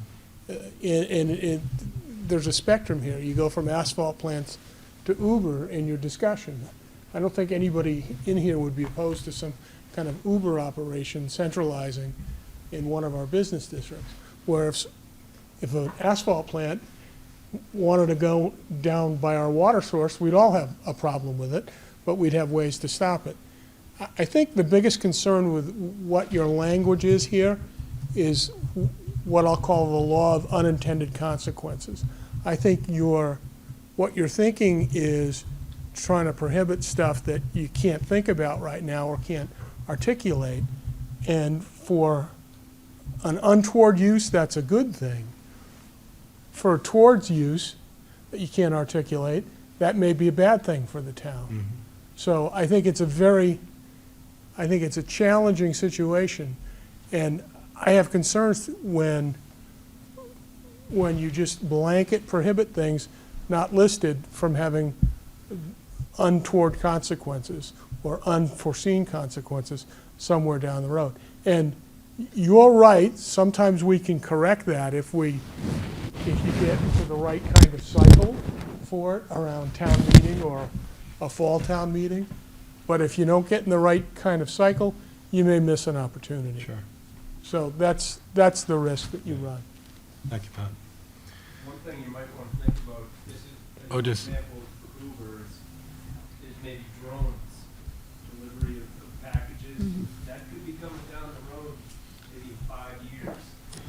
That's something to Thank you. Bill?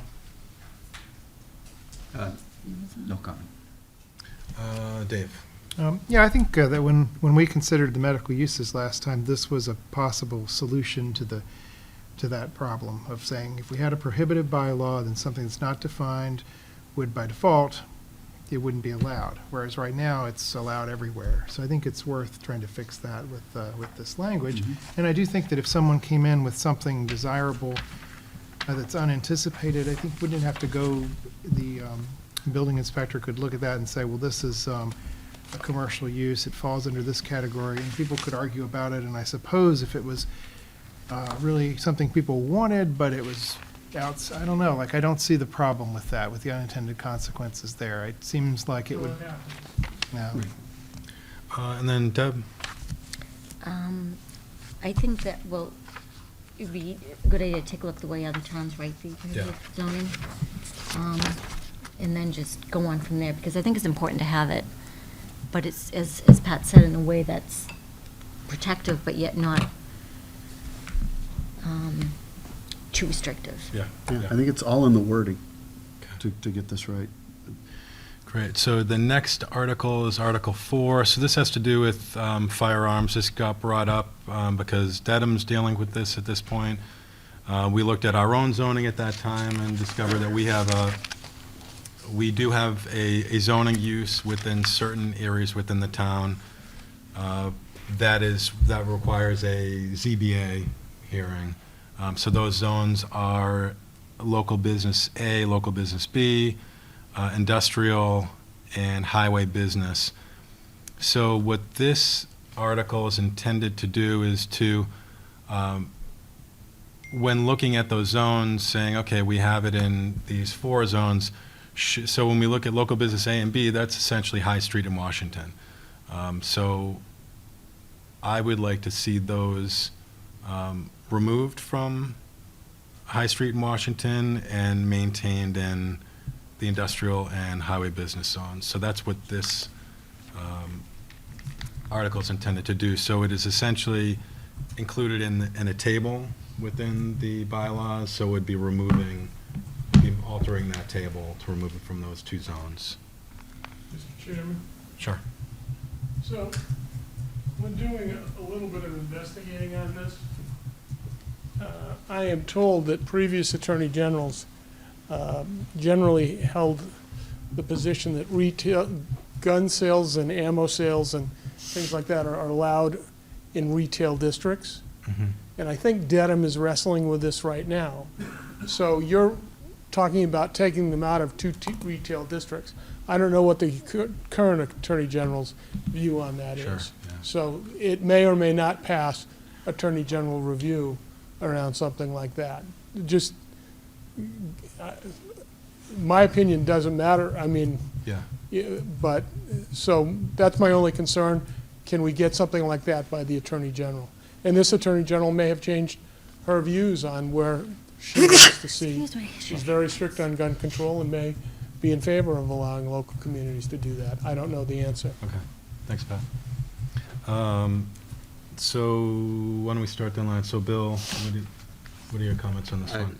I would like to see it contained to the highway and maybe University Ave, but not along High Street and Washington Street. And then Dave?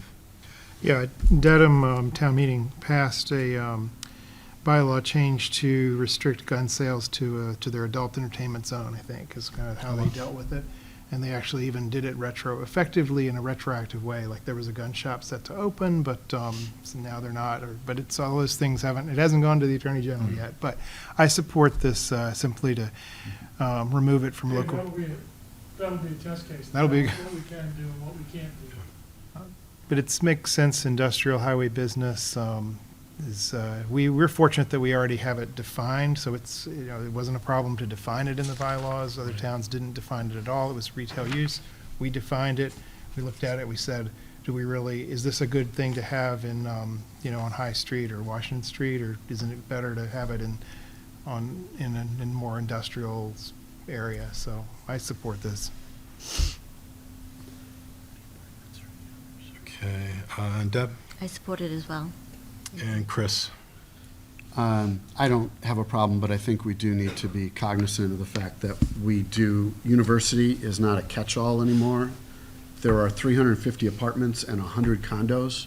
There's a lot of people that call that home down there, so I think we should be mindful not to treat that as an area to put undesirable things. We currently, we believe we had one organization there already in the non-FMUOD area, but I just want to make sure that this board and everyone understands it is a neighborhood. It is, people do live there, so. But in general, I don't have a problem with this idea, of this article. Okay, thank you. Moving forward, so 5, so zoning text and map amendments relative to medical uses.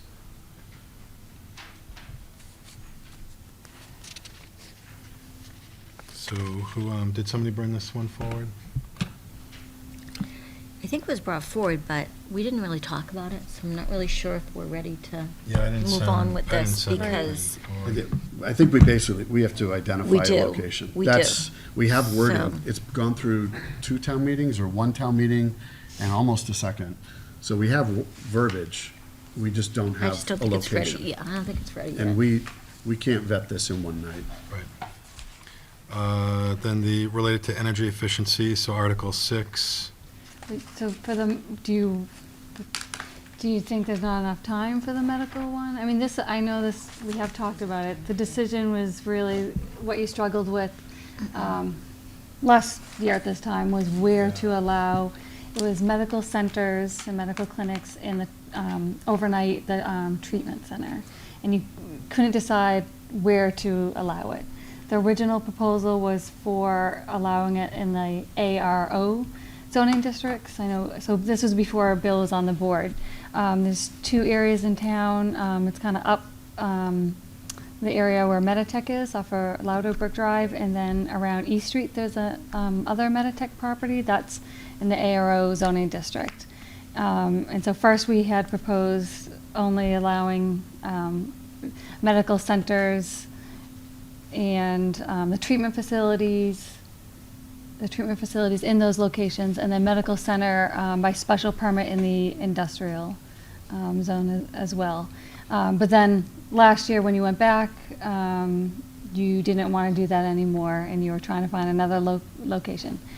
So we think this is an important article, because right now your zoning bylaw does not have definition for medical centers and that's where procedures, not overnight stays, but maybe more than a doctor's office, and then hospitals, and then also treatment centers where there's patients for overnight stays. Those aren't defined in your zoning, and then they need to be updated. You would propose definitions and then where they can and cannot be allowed. So the Because way. even there was issues with the definitions also. Yeah, so that's what you were Wasn't- looking it at, wasn't- yeah. It's not just the location. I thought those definitions had, it's 4. It's 4 definitions for the two updates and 2 new ones. Yeah. So I don't know if we have. We don't have enough time to do this. I looked at this, and it was a challenge for me to pull together the other information on top of the other articles. I think if we are going to vet it, we should start after town meeting to really nail this down. Anytime. Yeah. So we, So do you want to Meeting? withdraw that one, I don't think that we have time for I don't this think one we do either. personally. thoughts?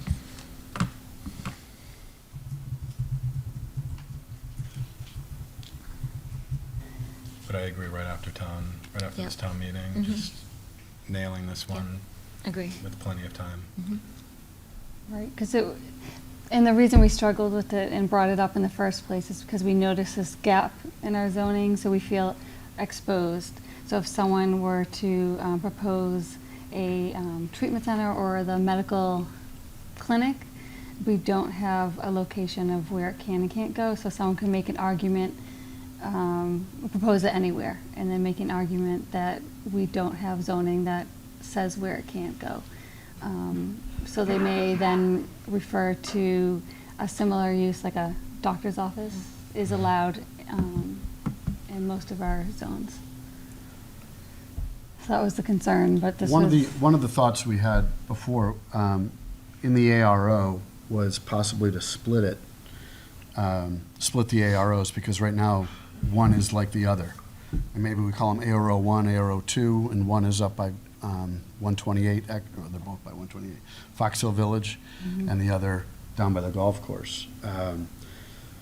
The one up by Fox Hill Village is not near, I guess there is Fox Hill Village, so it is near a community, but it's already an office building. And I thought the other issue, or the other thing that was brought up was both those AROs are fully developed and not likely to have any vacancy to allow for a treatment facility or medical facility to move in. Whereas it was discussed to throw it down at University where there are vacancies, and that's unfortunately one of our last remaining commercially developable areas, and none of these facilities pay any taxes. So we would be completely losing the opportunity to add to our commercial tax base if one of these were to move in, if we made it allowable down at University. As much as I think, it's going to be hard to put this together in one night, we haven't talked about it, and frankly, we should have been talking about this one thing since last summer. But I hate kicking it down the road even farther, but I don't know. Maybe we could look at splitting the AROs as a zoning article. And then, once that's done, propose to put it in one of them.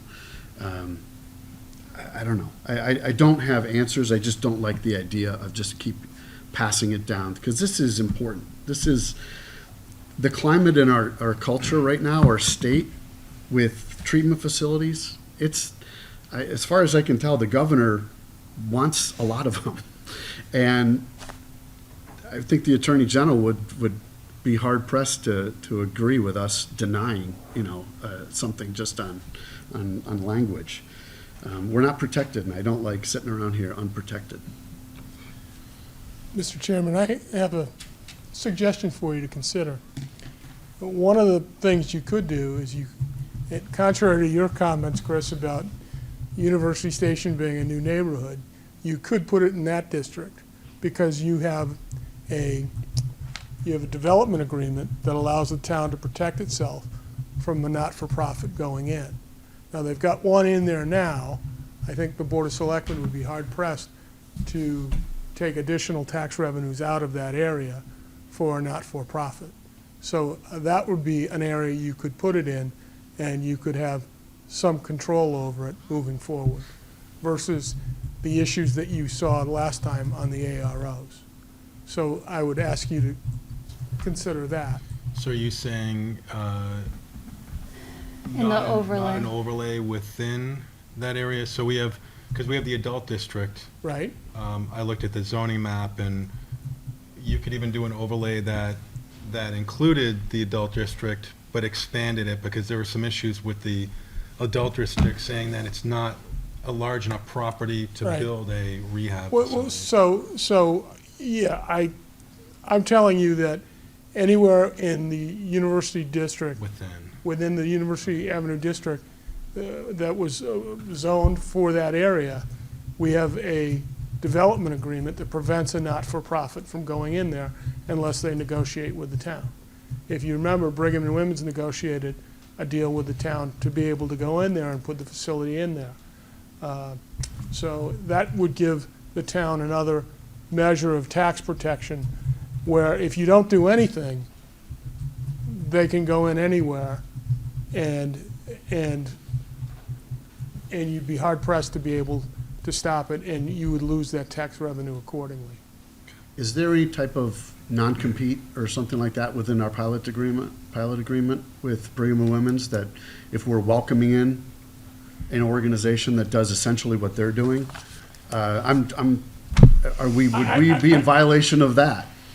I have not looked at the development agreement for a long time, but I think, my I memory. hate to forego those pilot payments. Right, I understand, but the development agreement is pretty strong about keeping not-for-profits, controlling not-for-profits within that.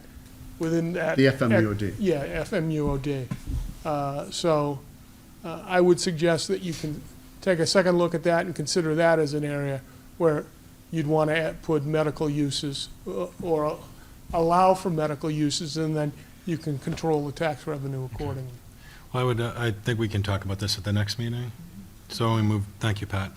Why don't we move forward to the next one? So this has to do with zoning amendments related to energy efficiency, and it seemed like when I proposed some text to Abby, and essentially looking at things that we can control. So buildings that we have within our control, like new school project, new municipal building, to add solar power, something like that. Mr. Chairman, can I bring you up to date on, the other night, the WEAC has proposed a non-binding referendum that all new municipal and school buildings should be net energy zero. So will that be a town meeting type of? It looks like it's going to be a warrant article to the Board of Selectmen. So I'll be fine pulling this. Yeah, that's, I went to the WEAC meeting, and I think we should focus on supporting their efforts on this, because That's not a bad idea. I did a lot of research on things that we could do in zoning, and there are many sort of incentives and lots of things that we could do, but it's not something that I think we should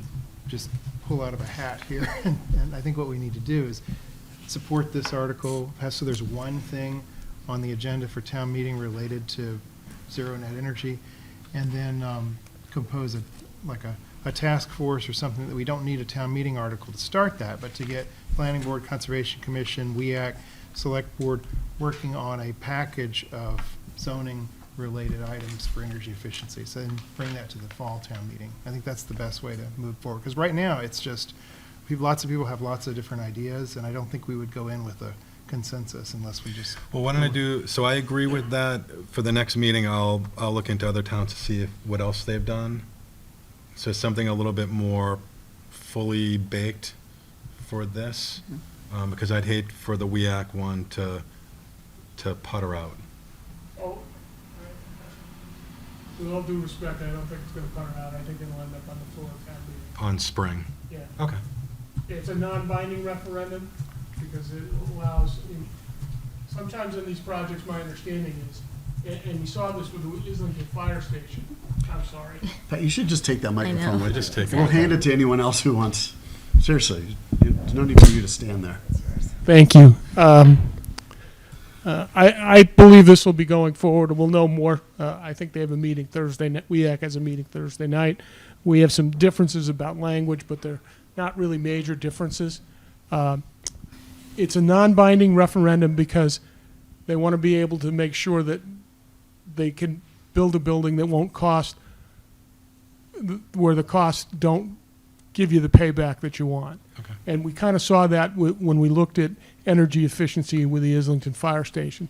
So it's non-binding, but I think it's really a good step in the right direction. Did the selectmen support this? Or is this a separate?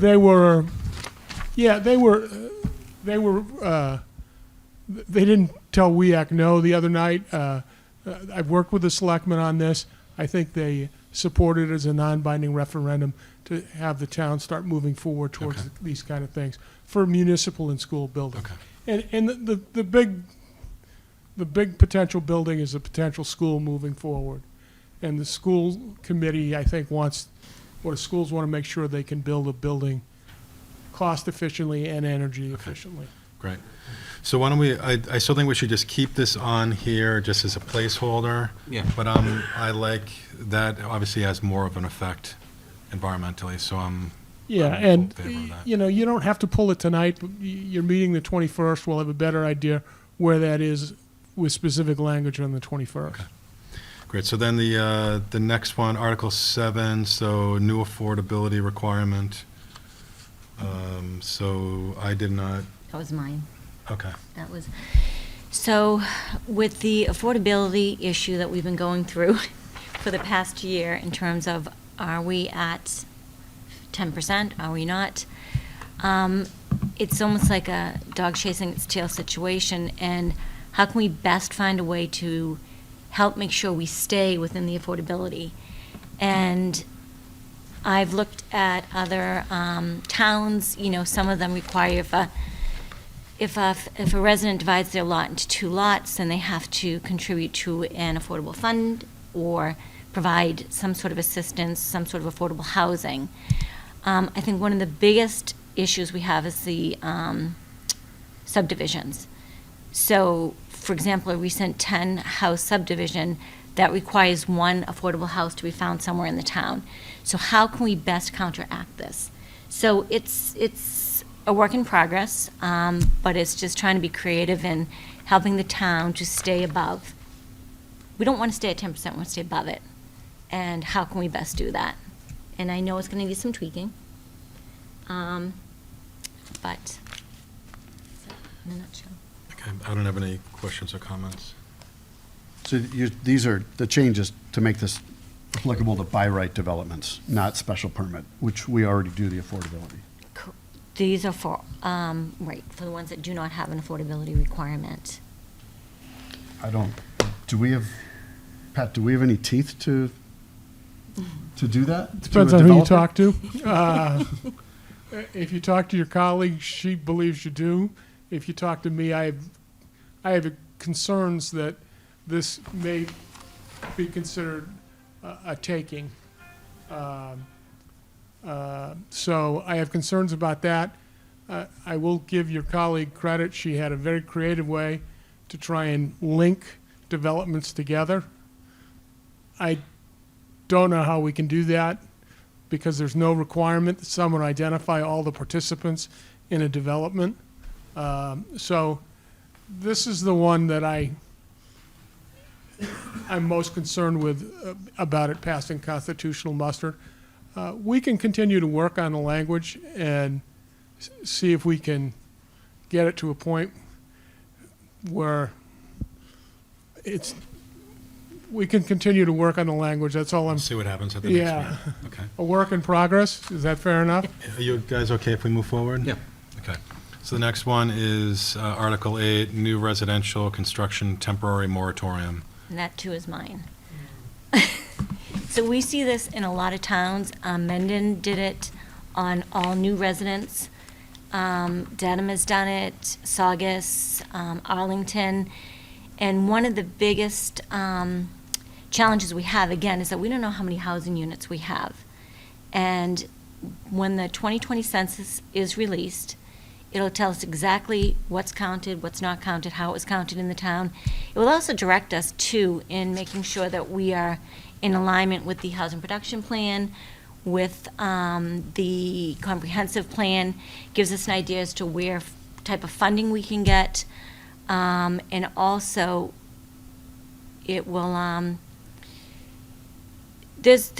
don't even know for sure exactly with the comprehensive plan. Have we discussed like populations and things like that, like where we are with the growth? It is included in. It will be included, but we haven't Yeah, addressed that part yet. of the background. There's a lot of towns that are actually, and they have passed AG approval, is to retain growth, to growth control, to control development, and in terms of residential. And that has passed. So I think it will give us a good starting point to see where we are, where we want to go, how best do we proceed with residential development. And I've done a lot of research on it too. We've spoken, and again, it's a work in progress. Mr. Chairman, if I may. Sure. This is not the first time a moratorium has been discussed. I'm going to show my age here. At the turn of the century, when we were having trouble, historically the town held a position we were over 10%. Community development and housing folks said we were under 10%. And some very smart people considered a moratorium. One of the things a moratorium does is it drives people who are not otherwise going to develop their property to get in line to develop the property in front of the moratorium being passed. Yep. So it kind of has a counterintuitive, So they submit applications Yes. so that it's, yeah. so they get in line, so the wording is not quite as tricky as the last one, I would tell you, but I have some concerns about it. I have concerns about where it needs to go within I agree. the bylaws, okay? If you decide to move forward, this needs to be something that's easily and readily available to anybody who's considering developing a piece of property. It can't be a minor part. You need to put people on notice that there is there is going to be a moratorium, and I'm just not sure it.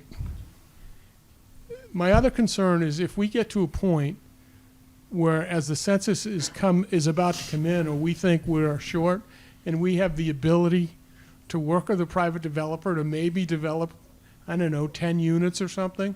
If we have a moratorium, we won't be able to do that. And once permitted, that may put us over the 10%. So it may have an effect that you don't. It's well intended, but it may have an effect that you don't anticipate.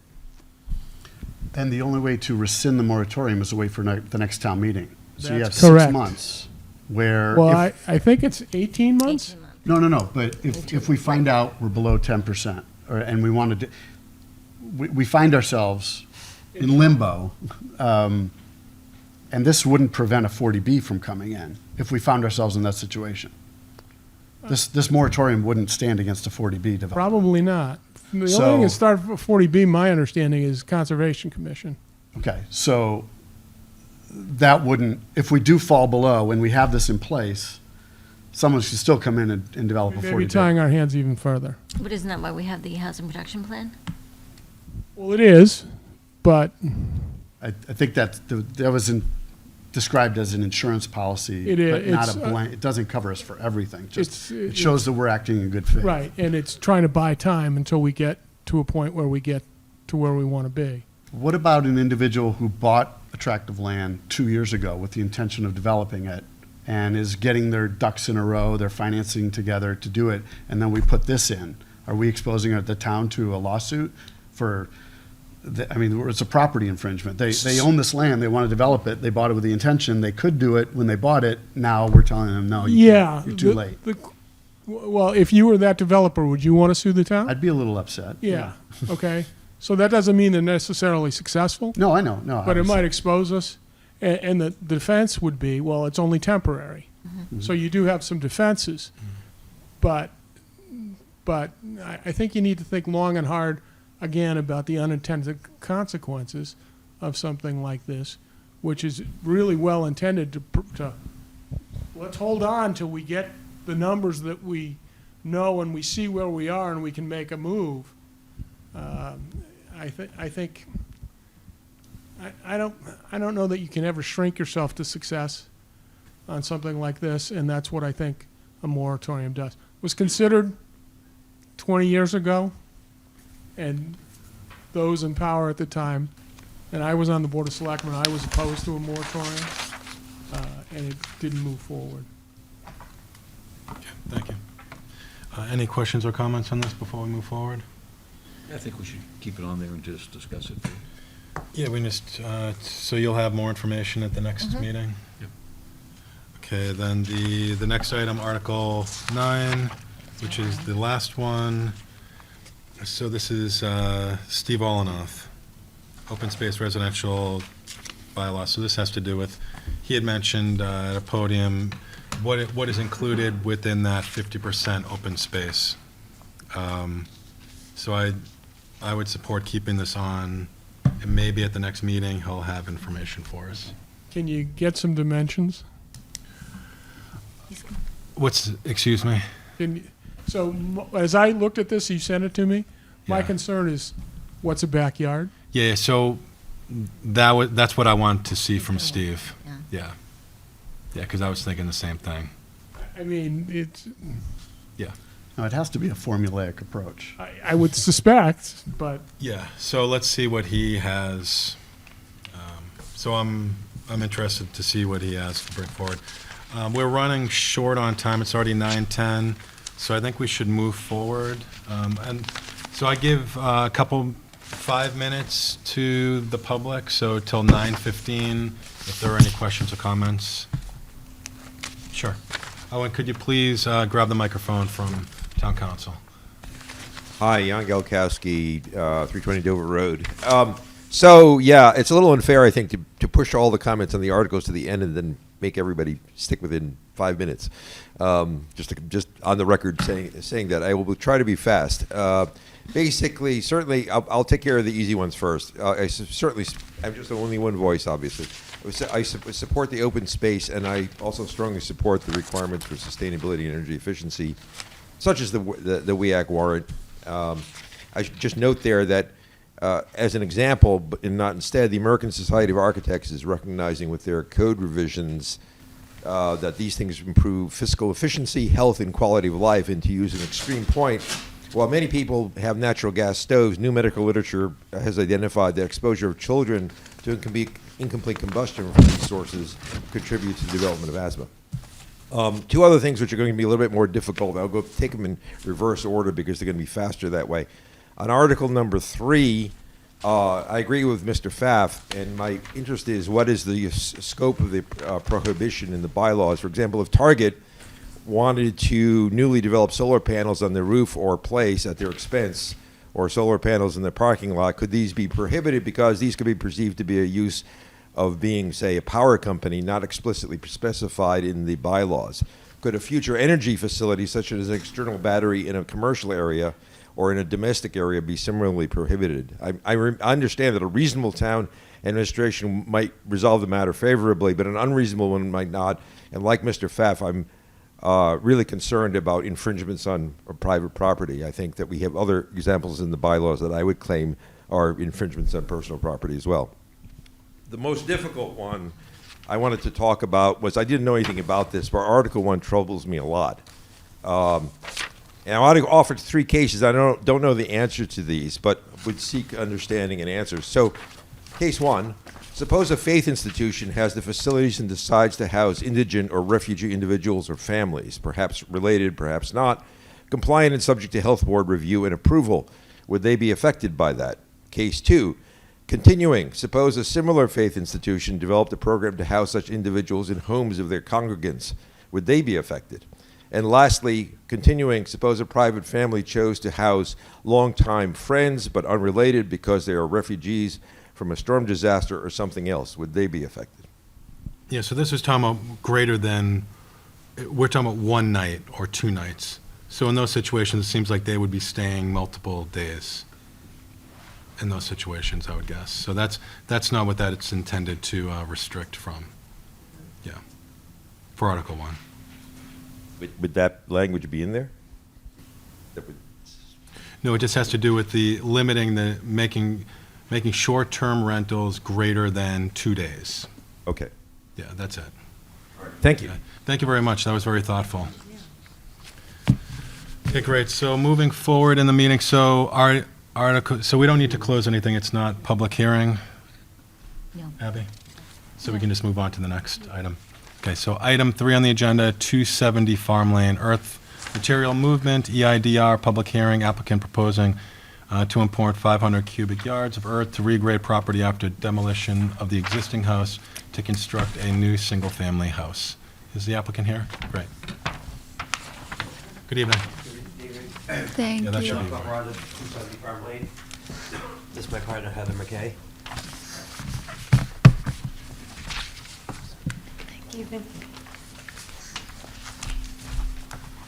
So we're here for the, sorry, I got a wicked. Yeah, thank you for your patience. It's 9:15 at this point. We're here for our earth movement application. So there was a kind of a little bit of a misunderstanding on the amount of dirt coming in. After we did top of, once we took the top of soils, actually the engineer has it on the plans that it's just under 200 feet, 200 cubic yards. Joe Doyle came out, which is a good friend of mine. He's like, why don't you just go to fill out the application, go to the board meeting, just make sure there's no issues. And that's why we're here. Great. You don't have any additional information to share? That's pretty much it. That's good. So the plans were approved, conservation approved through the state, and building department issued the permits. I Great. had originally uploaded the wrong document, so I Yeah. apologize for that. When I put the application through, it was an older plan. I believe Abby was able, this is the newer one. Right, do they have the calculations on? Because we thought in the application it said 500. I think that was And that was, us guessing. I think that was, Yeah. yeah, my trying Good. to, I'm like, it's definitely below 500, which I know is not great, but then I found the engineers. Where is that? I was able to connect with the So here was engineer, the engineer which I had put in the email. list, just below. He's actually at 195, so we were pretty close over the, close to the 200. And is that the threshold, 200, Abby? 200 is the Right. threshold for the earth material movement, Yeah. EIDR. So by that, if that's correct, then there is no need to come to the planning board, correct? I guess they don't need it, they've gone through the So whole 500. application We're process already now. here. Yeah. So right. I didn't realize this was, sorry, this afternoon. Sure, yeah. You did get me the revised plans. I didn't realize it was under the cubic yards. I thought you were just sending me an updated plan, so. So, while we're here anyways, it's only a Okay. difference of 5 yards, so that's, It's under the. right. It's under the threshold. Maybe to You be know what I mean? We safe, could be you over by you 5 could yards, just- Yeah, so I guess to be safe, you could say 200 cubic yards in your approval. You do have the revised plan. They did submit an application Holly is here. Thank you, Holly, for staying tonight. Holly did review the plan for Public Works. So we had some, standard conditions. So I would think they would still apply to the construction work Yep. because they're mostly related to the construction hours, the truck routes to stay on, the main roads off of High Street go directly on Fox Hill to Farm Lane. Our certification that the soil is clean. Which we'll get that from wherever we Okay. end up buying the soil from, Okay. obviously. I mean, that's So we, Southridge Farms. so we don't, do we need to go over the waivers? Because it's, if it's under 200. Pat's not here. I think you should, just in case. Just say it's 200 cubic Yeah, yards, I because think we just address it as if 200 it's 201. just in Right, that's case. what right, just You don't in case. wanna Just be in held case, up. yeah. Right, I don't want to have any issues. Right, so with the, it. My project, I'd wanted, Okay. you've Right, already waited. Just in case, let's say Thank it's you. 205, yeah. I would not want to walk and then have to Because come they back. did, they went through conservation, gotten the Conservation Commission approval. So I think they could just, So the waivers are, number 1, presentation model, number 2, exterior lighting plan, number 3, traffic impact study, and number 4, drainage report. Drainage report is on the plans. right. Changes. And they did show capturing the roof runoff and Do you wanna make the into the motion? dry wells in the yard, 2 dry wells. Okay. So I think we're all set for the motion. I make a motion to approve the 4 requested waivers because they're not required with this earth material movement application. So we have a motion, do we have a second? Second. Motion is second, all those in favor? Aye. Aye, opposed, abstained. So that passes 5-0.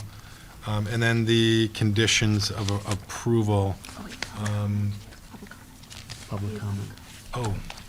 Public comment for this hearing? Seeing none. Do you want to read the conditions? Standard? These all standard? Yeah, they're standard. Do you want me to read through them? They're all standard, I believe. I don't think we need to. Found on our website. These are the standard There's no- approvals, so. I did give them to the applicant. Do you agree to these 8 conditions? Yep. Okay. And so we'll add those to the record. So do you want to make a motion? I make a motion to approve the earth material movement for 270 Farm Lane with the conditions as specified by Abby to the applicant. We have a motion. Do we have a second? Second it. All those in favor? Aye. Opposed? Abstained? So it passes 5-0. Do you have a motion to close the hearing? Motion to close the hearing? Second.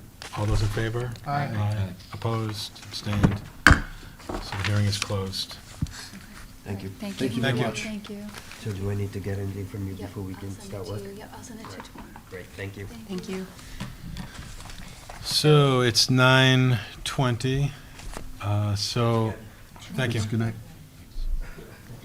So why don't we go through other business? So why don't we, I guess importantly, go over the April and May meeting dates? Abby has provided some suggested Sure. dates. I was looking at your calendar. I was thinking Tuesday, April 7th. Does that work?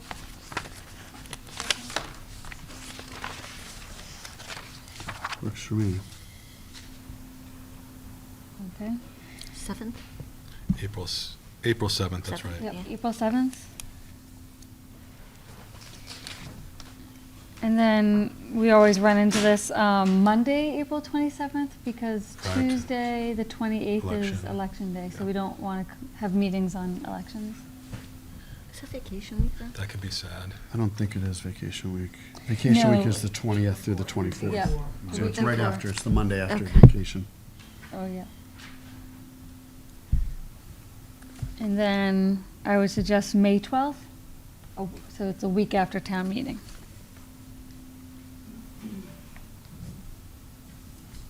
Those all work for me. Okay, thank you. And then on May 12th, we'll look at the schedule for summer. Okay, and then Abby has also provided the dates for FinCom, so board members are expected to be at those meetings. Or at least two, next week, if two of you, the chair and vice chair. So the initials on the So 14th. The initials on the 14th. And then. So what is going to be presented at the initial meeting? The topics? Yep. And how much, They'll kind of ask questions usually like tonight. Yeah. Similar tonight, so you'll be in the audience and they usually They'll kinda ask ask for a questions, summary, yeah. yeah. It's kind of a high level. Yep. We don't usually have the full article language at that time, but you usually give a summary of what you're proposing to do. okay. All right, so that's the 14th, and then, okay, great. So next is the approval of the minutes. So did everybody get a chance to review the minutes? I did.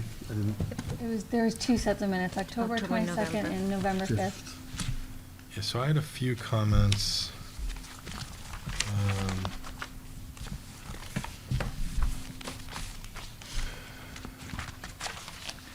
There's some language in here.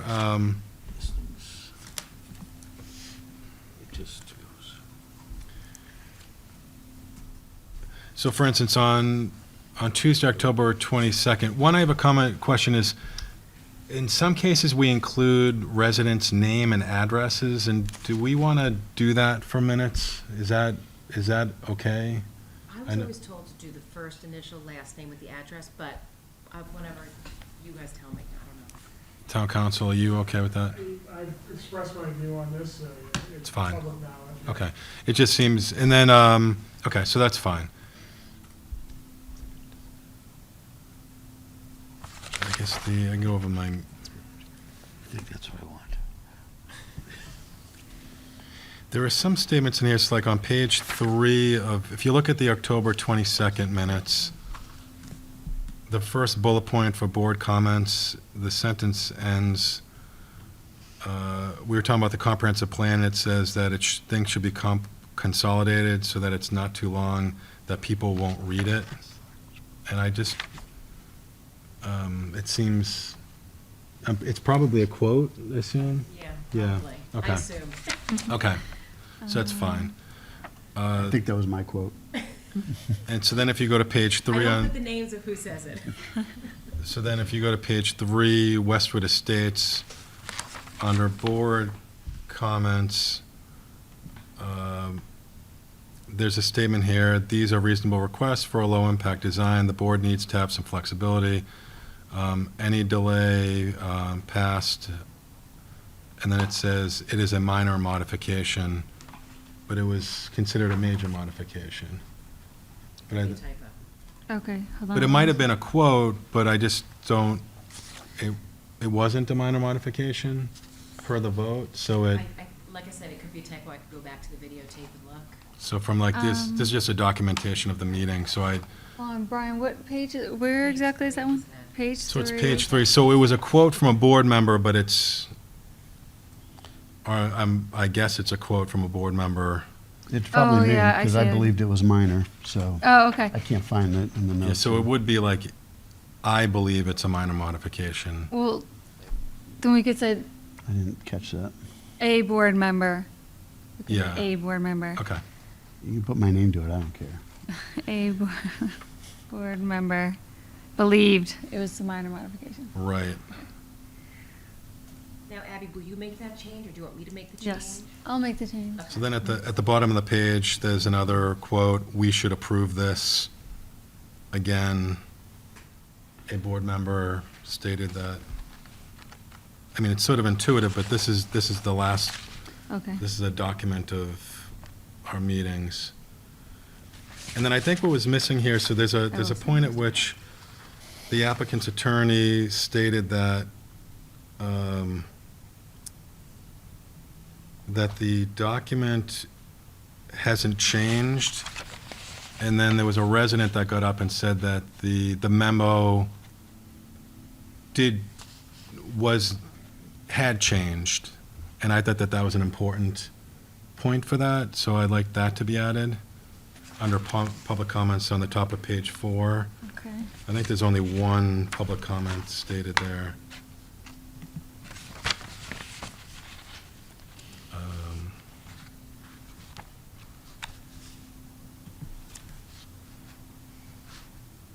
Hold on, Brian, I'm just, page 4, Yeah, so page 4 at the top, yep.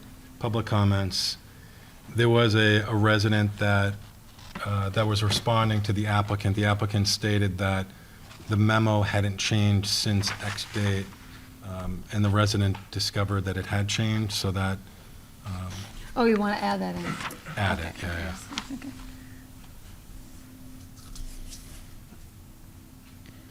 And then this is more context, but at the, just before Reynolds Farm in the middle of that page, it says a member asked for information from the gas company and if they would tunnel under a sidewalk. The context is so that the sidewalk could be installed ahead of the foundation. And I don't get that sense at all from reading the minutes, that the issue with the sidewalk, somebody reading this might wonder, I don't understand what the issue with the sidewalk is. So it's whether or not the sidewalk can be installed ahead. So if something like that can be added. And that was the last comments for October 22nd. So does anybody else have any comments for that, or are we ready to make a motion based on the changes? Can we make them, or do we need to wait? Just that last one again, you want to add in probably under Yeah, page so it's- 3 on the, Yeah, board so- comments probably, board comments on page 3.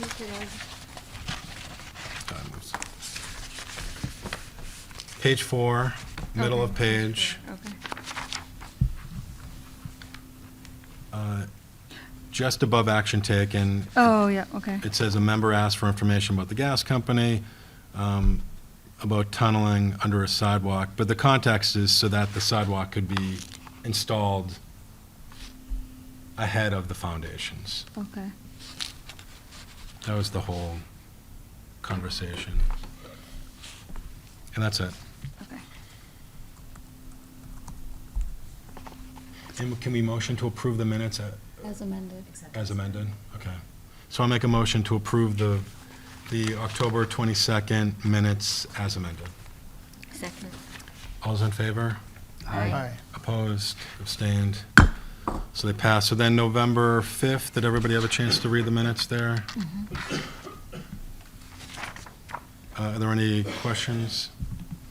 The only question I have is on the bottom of page 2, we're talking about the housing production plan.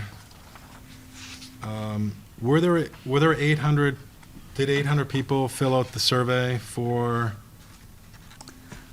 the housing production? I thought 800 was the comprehensive plan. I have the Right. numbers at home. So that may need to be amended.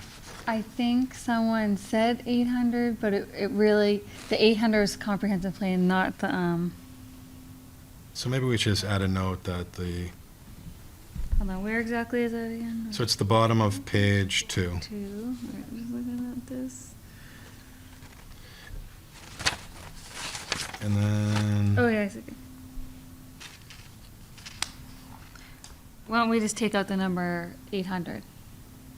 And just say they're happy with the number of people that took the survey? Yeah. It's not a, and then the other question I had is, this is related to Harlequin Estates. When we say that 4 board members were okay with X, is the word okay the appropriate? Because we didn't vote on anything. We were still in discussion. So I just don't know if that's the right. Well, because you always say, are you okay with that? So that's probably why. Yeah, and I'm not critiquing. I understand why. I But just mean from a just so we're documentation clear. standpoint. Is that fine? Is everybody okay with, okay? Yeah. Okay. I'm fine with that.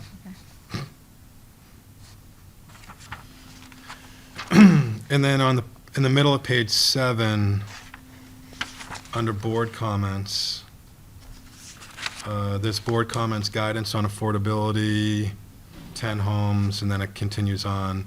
That was 1 board member, so it wasn't a voted on, vetted plan. It was an idea from a board member, from what I recall. Okay, the second sentence after Under staff comments? So are you? Oh, no, Board board comments. comments. Page Board 7, comments. yeah. So maybe like one board member. Okay.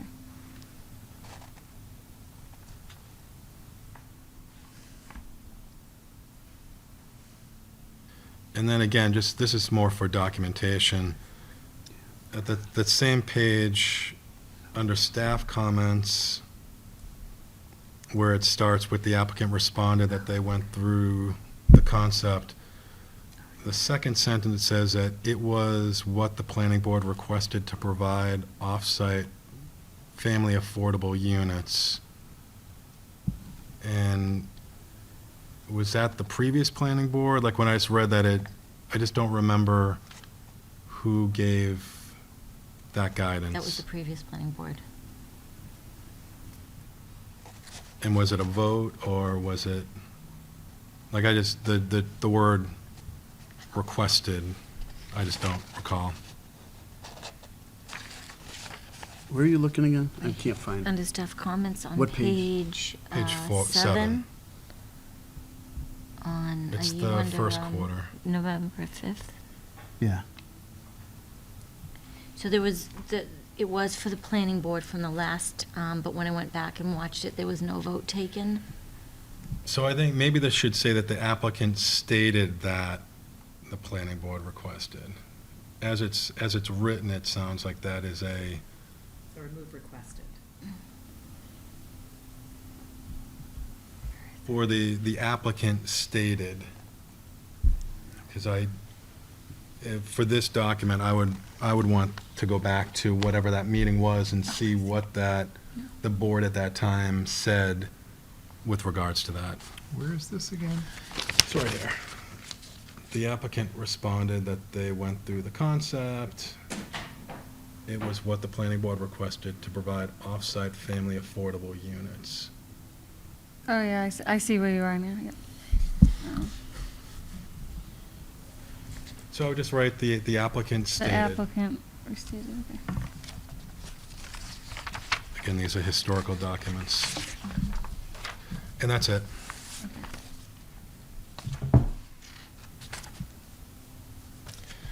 Any other comments? Seeing none, I make a motion to approve the November 5th meeting minutes as amended. Second. All those in favor? Aye. Aye. Opposed? Abstained? So they're passed. I make a motion to close the meeting. Yeah, I don't know. Sure. I make a motion to close the meeting. Second? All those in favor? Aye. Opposed? Abstained? The meeting's closed. Thank you, everybody. Thank you, Pat.